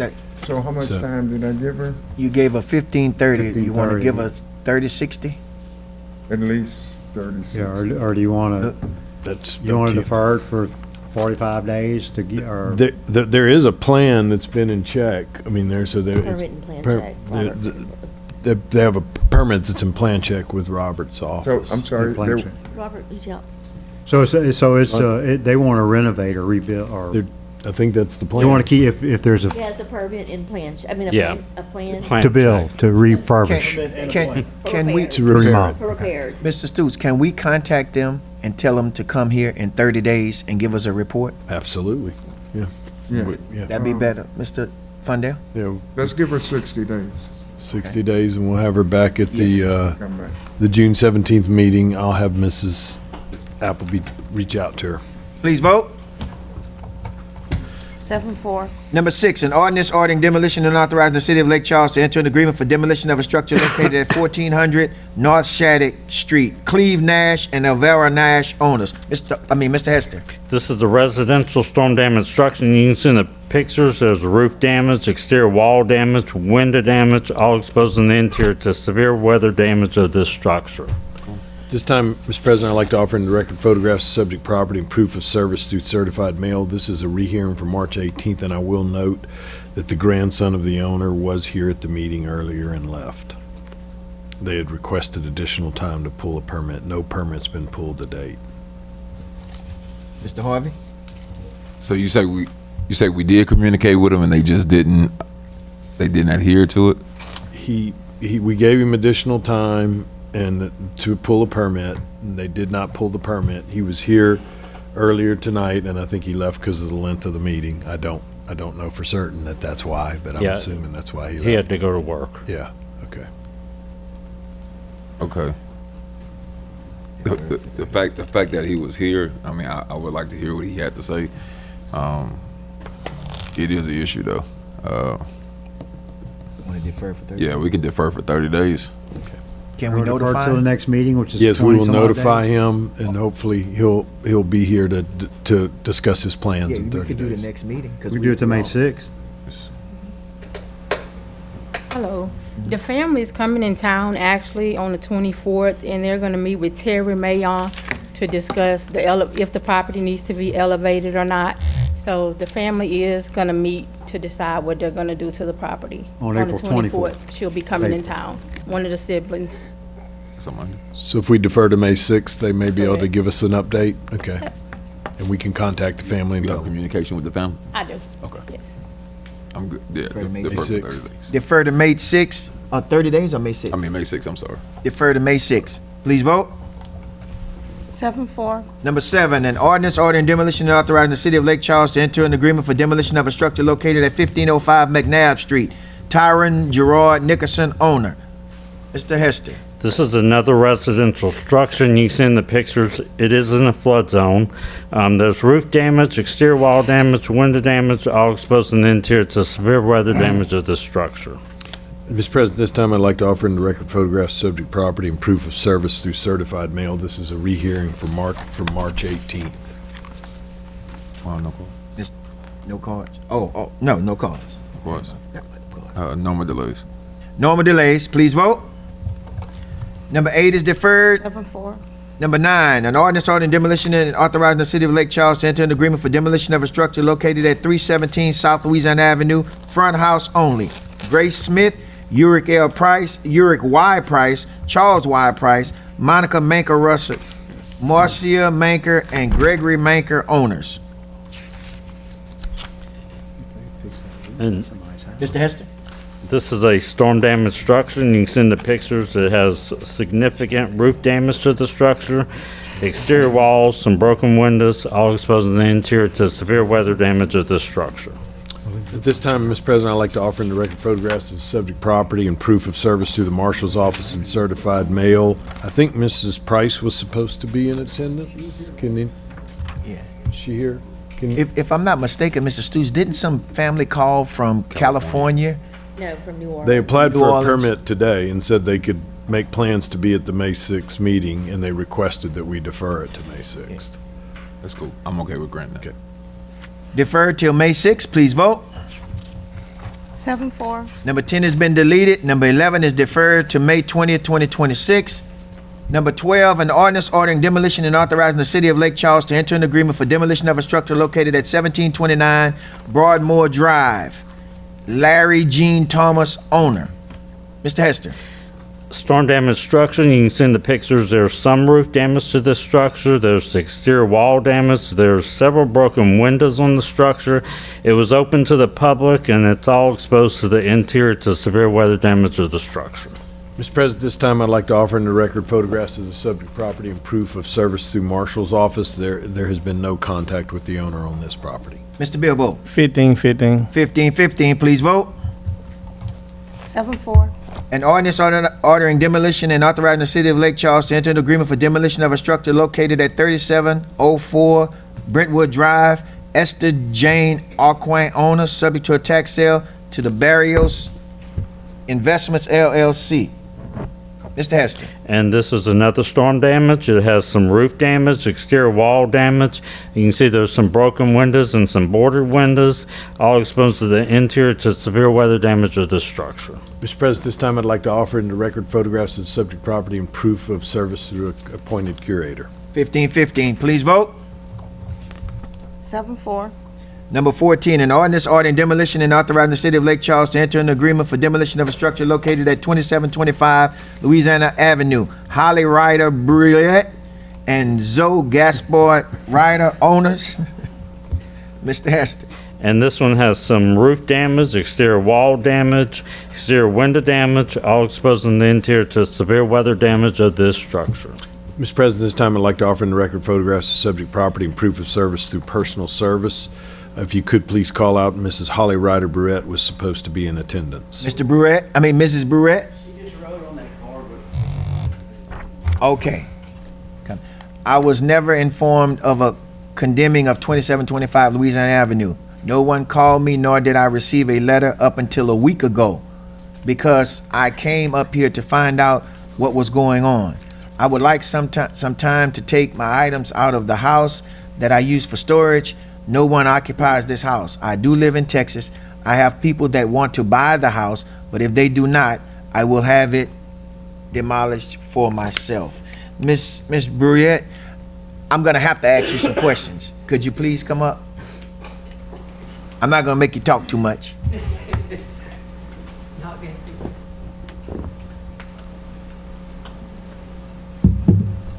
Yes, sir. It's Mr. Fundale's district, but what we need to know. Address for the record. Oh yeah, name and address for the record. Thank you, Ms. Holly Wills. Briette. Y'all want my Texas address? 410 Woodlawn, Vidor, Texas. The reason why I called you up is because we need some confirmation for you of what you'd like to do with the house. Because if you just want your stuff out, we're gonna rule to tear it down, but you said someone is potentially Yes, buying it. I have 3 different people that do want to buy it. So you would need a little bit more But they time. need to come and look at it, and I need to explain to them that it's red tagged. But if they do not buy it, then we're gonna take it down. How much time you think you need to do this? I need to move, I work during the week, so I'd have weekends just to move stuff out. I have a lot of stuff in there. So can we defer this, Mr. Fundale, for 30 days and give you time to check with your buyers? Correct, yes, sir. Come back in 30 days. This will be your only I notice. think if we're going to do 30 days, it'd be the 20th of May. It's May 20th, and this would be the only notice you receive to come back on May 20th. Yep. Yep, at that time. You good with that? Yes, sir. We'll see you May 20th. Thank you. Please defer for 30 days. Please vote. 7-4. 15 has been deleted.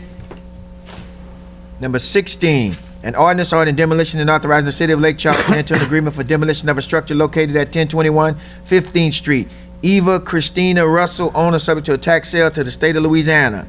Mr. Hester. And this is a storm damaged residential structure. You can see in the pictures there's roof damage to the structure, exterior wall damage, some broken windows, all exposed in the interior to severe weather damage of this structure. Mr. President, this time I'd like to offer into the record photographs of subject property and proof of service through certified mail. And been no contact with the owner on this one. Mr. Fundale. 1515. 1515, please vote. 7-4. Number 17 has been deferred. Number 18 has been deferred. Number 19 has been deferred. Ordinances for final action. Corey, I want to ask you. Yes, sir. Was McNabb Street in my district or Mr. Harvey district? I'm just asking. Depending on what side. What The side of last the time y'all street? brought it up, I think I said it wasn't, and y'all said it was. So we had McNabb on here? Which number? There was one that was McNabb. We voted, Or if it's not, I just wanted to make sure. and Mr. Harvey, when you said. Number Mr. 7? Harvey. Do you agree with Mr. Harvey? 15. What? Oh, I'm good. Yeah, I thought it was mine because I think we shared it. Okay, well, they had That Mr. is They had inside. Mr. Harvey name, so that's Oh, no. yours. Yes, just for, is Some of the the lanes is line, 30, the middle huh? part of, mid of McNabb, or is it on, What did we do which with that? side of Ms. Highway Renee? 14 it's on? Which one? Number 7. The Or, I'm normal sorry, delay. which side of Broad Street it's on? Huh? You did 3060. We did 3060. We're gonna go back and put 1515. We re-voting. For number 7, an ordinance ordering demolition and authorizing the city of Lake Charles to enter an agreement for I need to get him on the record, reconsider You the vote. gotta do a motion and a Yeah. second to reconsider. I want to do a motion to reconsider number 7 because of the fact that it was in Mr. Bilbo's district and not Mr. Harvey. Second. Second. Please vote. Okay. Now you gotta vote again now that you Now we voted voting to again on number reconsider, 7. and you can vote again on number 7. Number 7, an ordinance ordering demolition and authorizing the city of Lake Charles to enter an agreement for demolition of a structure located at 1505 McNabb Street, Tyron Gerard Nickerson, owner. Mr. Hester already done it, but Mr. Bilbo, 15. 1515, please vote. 7-4. Ordinances for final action. Number 20. Number 20, I'll tell you what I'm doing, Mr. Stutes. Sure. I'm gonna go ahead on and read it. I want to discuss it. I got some few questions. Yeah. And if we don't get our questions, we're gonna get our questions answered. We'll go on and defer it. Okay. Make sense? Sure. Number 20, an ordinance accepting the lowest responsible bid and authorizing the city of Lake Charles to enter an agreement for project number CP 3242 Southern Sewer Loop Gulf Highway Lift Station Force Main. The question I have is, has a bid been given out? The bids have been received, yes. The bid, they've been received, but have we awarded a bid? No, we have not. We haven't awarded a bid. Okay, I have a card, number 20, subject, Gunter Construction Incorporated.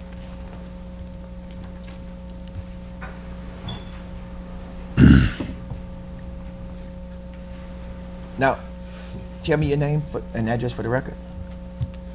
Jason Gunner, 1330 East Napoleon Street, South Louisiana. Mr. Gunner, it would be my recommendation that whatever you have to say, you would wait until, because the bid hasn't been awarded. So any information you might have, we might need to let that go through before. I agree with you. Okay. So at this time, gonna make a motion to defer this for how many days, Mr. Stutes? Let's defer it to May 6th. and May If we 6th. need more time, I won't be here at that meeting, but if we need more time, But let's do it when you're here in case we have any legal. Are you good with the 6th, you not being here? I'm good with the 6th. Miss Thomas is gonna handle the meeting, and I'm confident. When you're here. Okay, well then we'll do it May 20th. Okay, let's do May 20th deferment. Please vote. Oh, I'm sorry. Who, go ahead. We needed to do it on the 6th. Oh, you need to do it on the 6th? I think you can only defer these so long to uphold the bid. that we Right, made. because the bids are, Yes. have they been opened yet? Yes, they have been opened. Okay. Yes. So we know, so we know who the low bidder is. I assume that there's a concern that some legal. The engineer has not yet recommended an acceptance Okay, of the well, bid. so we need to, So I there- understand that, so. So it has to, the 6th is the mandated date?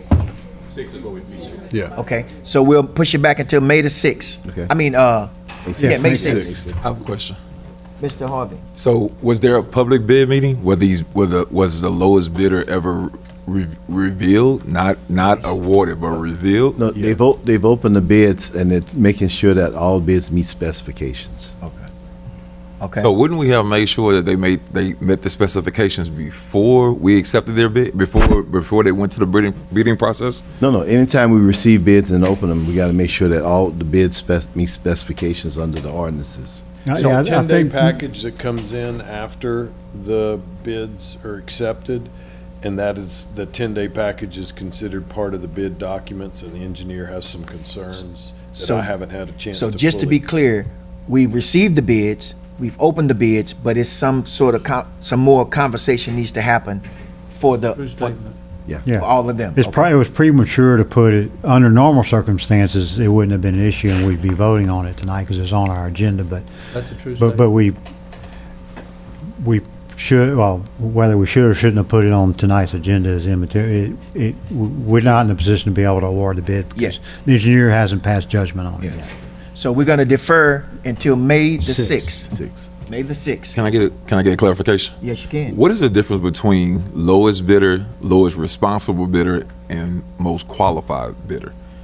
Well, most qualified really doesn't play into it. It's really lowest bidder, it's responsible, and it's responsive bid. So those are the three criteria. So can I get just for how we differentiate the two? Okay, lowest bid is simple. It's just the lowest bid. A responsible bidder is if there are concerns with the actual contractor's ability to carry out the work and do it in a proper and workmanlike manner. Responsive bid is whether or not all the documents are in compliance with the bid documents, the bid specifications, the engineering, and all the contract documents. That's responsive. So you have to be lowest, responsive That is bid. correct. That is And- absolutely and what just the for law clarification, the lowest bidder doesn't necessarily fit that mold. That's right. That is correct. But So- most all the time, yes, but not all. So what makes me responsible? Responsible is really much more subjective in terms of, is there some significant issue that the engineer is aware of that makes him feel like this contractor is not a contractor that can be counted on to do it in a workmanlike manner? So, go ahead, I'm sorry. The responsive is everything in compliance with the Right. specifications? Right. Yeah. Gotcha. That is So correct. when you say engineer, who we talking about, Mr. Herman? It's Wagoner. Consulting. We have Oh, an the outside. consultant decides. That is Okay. correct. We have an outside engineering firm on the project, Wagoner. Okay. Yeah, I guess like responsible would be if, let's say someone has done work for us or we're aware that they've done shoddy, what would you They're say? in a lawsuit, they have Yeah, liens on shoddy, yeah, jobs, they've that kind of done, It's responsible. work, right, and we may decide, hey, we don't know that he can do it to spec, so we're not gonna accept that bid, and I'm not saying that the contractor that did the Sail Road Bridge fit that criteria, but for whatever reason, they wasn't done to spec, and we're having to redo that, and of course, that contractor is having to pay for that, or have to put up money, but that's kind of what that would be, just to avoid, if we can see it coming Yes. down the road. And to be clear, I don't know exactly what all the concerns the engineer has yet. Right. So, But it has to, I remember having this discussion before. It has to be something more than just you worked for the city before, so we know you're responsible. Right. Okay. That's correct. Yeah. Oh, I'm sorry to involve you in this, Mr. It's Mr. okay. Gunter. I forgot you were standing there. So for clarification, on the 6th, we're going to have Wagner's response on the 6th? Yeah, we should have Should be fact before sheet. then, it should be before then. Know who the You- correct bidder. Yeah, that because meets all that I'm criteria. in I'm between- hoping to have this figured out in a few days. Okay. Yeah, I hope so too. Yeah. In between this bid process and this meeting right now, I've been through a lot of bids. You know, I've been doing this for 26 years. I have never had to turn in supporting document other than my responsive bid and the 10-day paperwork until this week. Yeah, I don't really know. I'm Yeah, not- I I've mean, not I been couldn't involved answer in all Mr. the- Jason. Well, when the engineer, when he gets briefed on this, he knows. Okay, So we can have this discussion on the 6th okay, okay. and other discussions too. And you can reach out to the administration before the 6th to get some clarity if you'd like. I've been trying. Okay, Yeah, okay. yeah, But the 6th, definitely, we're gonna have some answers for you. that's perfect. All right. So we're voting, we're deferring number 20, I want to make a statement. Mr. Harvey. A couple months ago, this actually came up when we were talking about different agreements and things like that. And not saying this case in particular, But we're starting to have many questions about contracts and bidding. I think we need to be a little bit more clear about some of the things that we're saying, because you're starting to get a lot of companies. No, like, again, this is an isolated situation, but even when I'm getting comments and questions from constituents and small businesses, local businesses, they're starting to question the city's bidding process and how we're awarding contracts. This has been over talking from minorities to small businesses, and I'm gonna be honest, just as an elected official, I'm even starting to ask questions like more for clarity for myself, but at the same time, we're starting to have just a lot of gray area and when it comes to contracts and awarding things and stuff like that. So I'm thinking maybe we need to be just a little bit more transparent, or maybe educate the people who are like trying to get these bids and trying to get these awards, because it seems like it's a lot of uncertainty and it keeps going back to certain companies that just having a lot of questions. I'm just saying, I'm speaking on, I'm not speaking for everybody else, but just saying, it's starting to be a lot of questions about our bidding process, how we are awarding things. And it just seems like, I don't know if people are just monitoring what's happening, but these questions have been coming up a lot in recent meetings. And I know I've fielded calls about it too. So I'm just saying, even just to educate myself, but to educate the businesses out there who are trying to apply for these jobs and apply for these bids. Yeah, and point well taken, and we'll get together and see what those concerns are. 'Cause we're going to iron all that out, because it's important. We have to get these bids to get the work done, and we want as much competition as we can, because it's going to benefit the taxpayer. Absolutely. And I do want to say this too. And one thing that I've never understood in my 4 years, and there's no disrespect to nobody, not to point the finger at anybody, but I always had the question of, how do I ever get the opportunity to be the most responsible, or say I've gotten a leg in the door to do the work when I've never gotten the opportunity to do the work? I've always questioned it, not just for the city of Lake Charles, but sometimes you can't truly measure the scope of the work that I do if I never had an opportunity to do that. I mean, as long as I'm insured, I'm bonded, I got a good track record as far as business, how do I ever get the opportunity to do business with the city if I'm never given the opportunity for major projects? I know sometimes we give them sub work, but we don't give them the actual. We've done a lot of major projects for the city, for the parish. We've done it for the government. Sure. We've been doing it for a long time. And in this case right here, the question in this case right here is the responsibility of this project, of us not being able to handle this project. And this is what's going to come forward of my discussions of what I've had with the engineer. I would want to know this. Does the consultant that makes this decision, or that we use for this, do they consult with our city engineers when they doing this? Yes, they The do. consulting designing engineer will consult with all of us. Okay. Their job is to make a recommendation. They had a couple of concerns. They asked for a deferral to give us additional time to reevaluate this, to make sure what we do is correct. And they have not had an opportunity to go through that with us, or our city attorney, or the finance and purchasing department. So there's a process you go through, so we're just asking for a 2-week deferral to give us opportunity to evaluate. And the consultants they make no decisions. They consult with us and give us recommendations, but the ultimate decision is for us to drill. If they have concerns, we have to deal with those.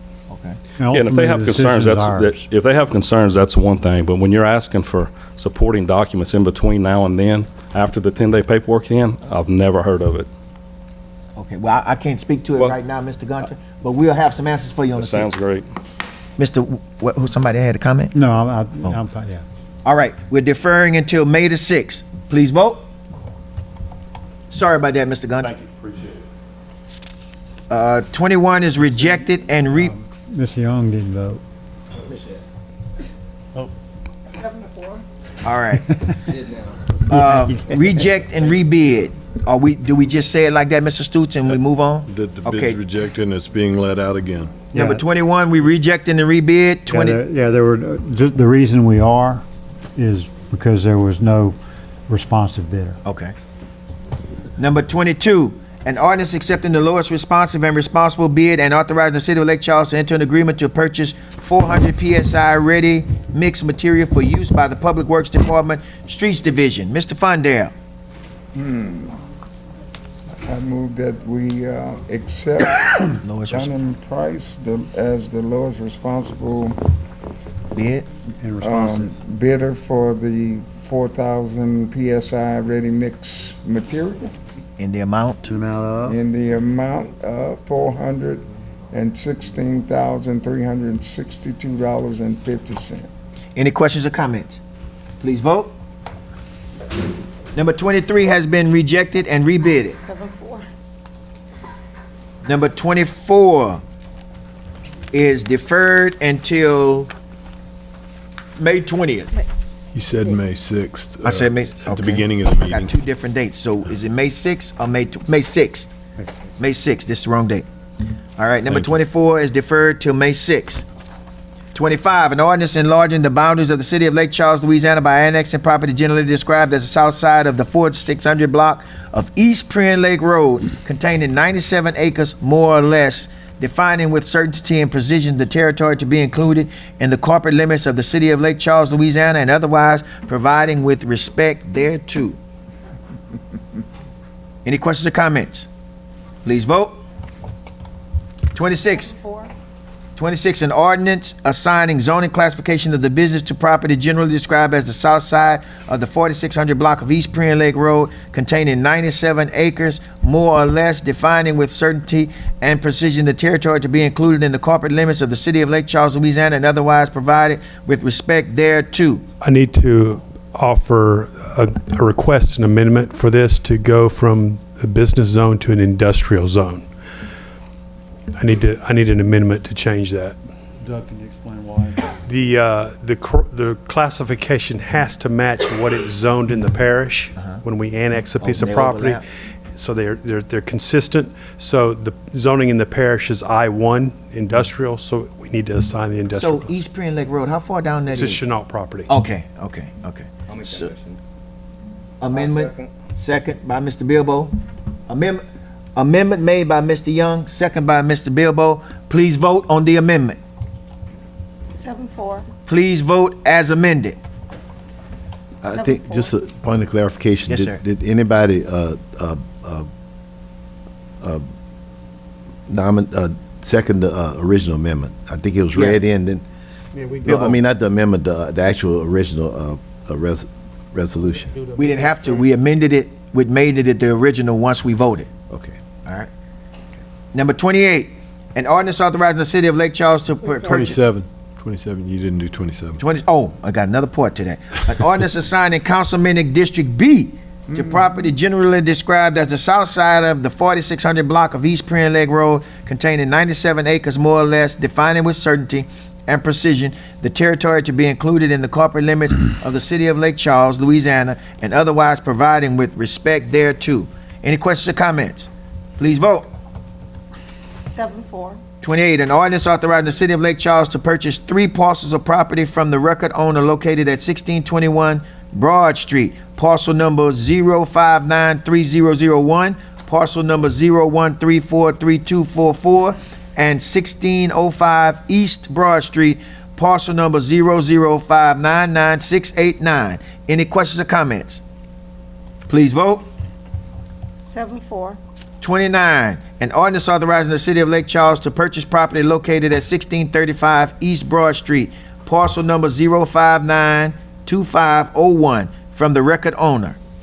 Any questions or comments? Please vote.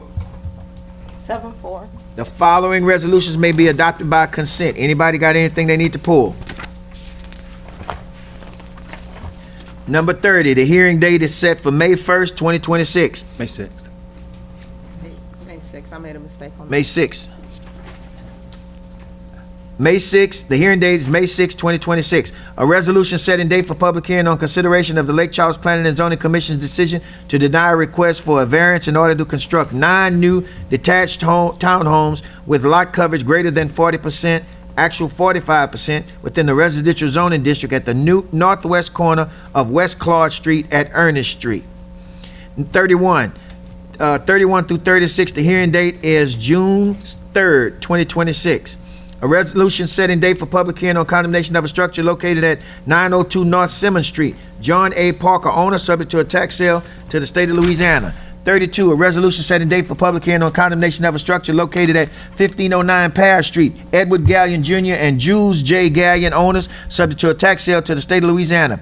33, a resolution setting date for public hearing on condemnation of a structure located at 621 Bank Street. Earl Melvin Anthony Wiltz, Danielle Melo Wiltz, and Monique Michelle Wiltz, owners.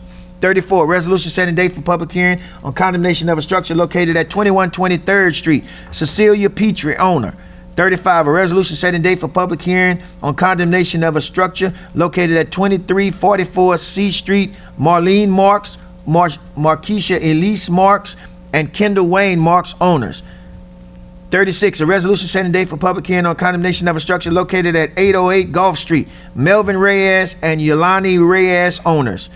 37, a resolution authorizing the City of Lake Charles to advertise to receive sealed bids for project number CP 3051-2025 citywide striping package. Mr. Weatherford, would you take that? Yes, sir. 38, a resolution authorizing the City of Lake Charles to advertise to receive sealed bids for project number CP 3251 University Area Purple Sub-Basin Sewer Rehabilitation. Mr. Visional, would you take that? Yes. 39, a resolution authorizing the City of Lake Charles to advertise to receive sealed bids for the purchase of water infrastructure maintenance and repair parts for use by the Public Works Department Water Division. Mr. Fundale, would you take that? No. Yes. Number 40, a resolution authorizing the City of Lake Charles to advertise to receive sealed bids to purchase one new sewer inspection system camera and crawler for use by the Public Works Department Wastewater Division. Mr. Young, will you take that? Yes, sir. 41, a resolution authorizing the City of Lake Charles to assume full responsibility for providing the required local match for design engineering, for construction engineering, and inspection CE&I, and for managing and maintaining the project relative to the Prien Lake Road pedestrian bridge project. 42, a resolution by the City of Lake Charles authorizing the City of Lake Charles to complete an application on behalf of the Lake Charles Police Department for grant funding under the fiscal year 2025 Justice Assistance Grant Local Solicitation Program administered by the Bureau of Justice Assistance for Police-Related Equipment. Any questions or comments? Please vote. 7-4. The following ordinances are for introduction by consent and will be read into the record the day following this meeting at 1 p.m. in the city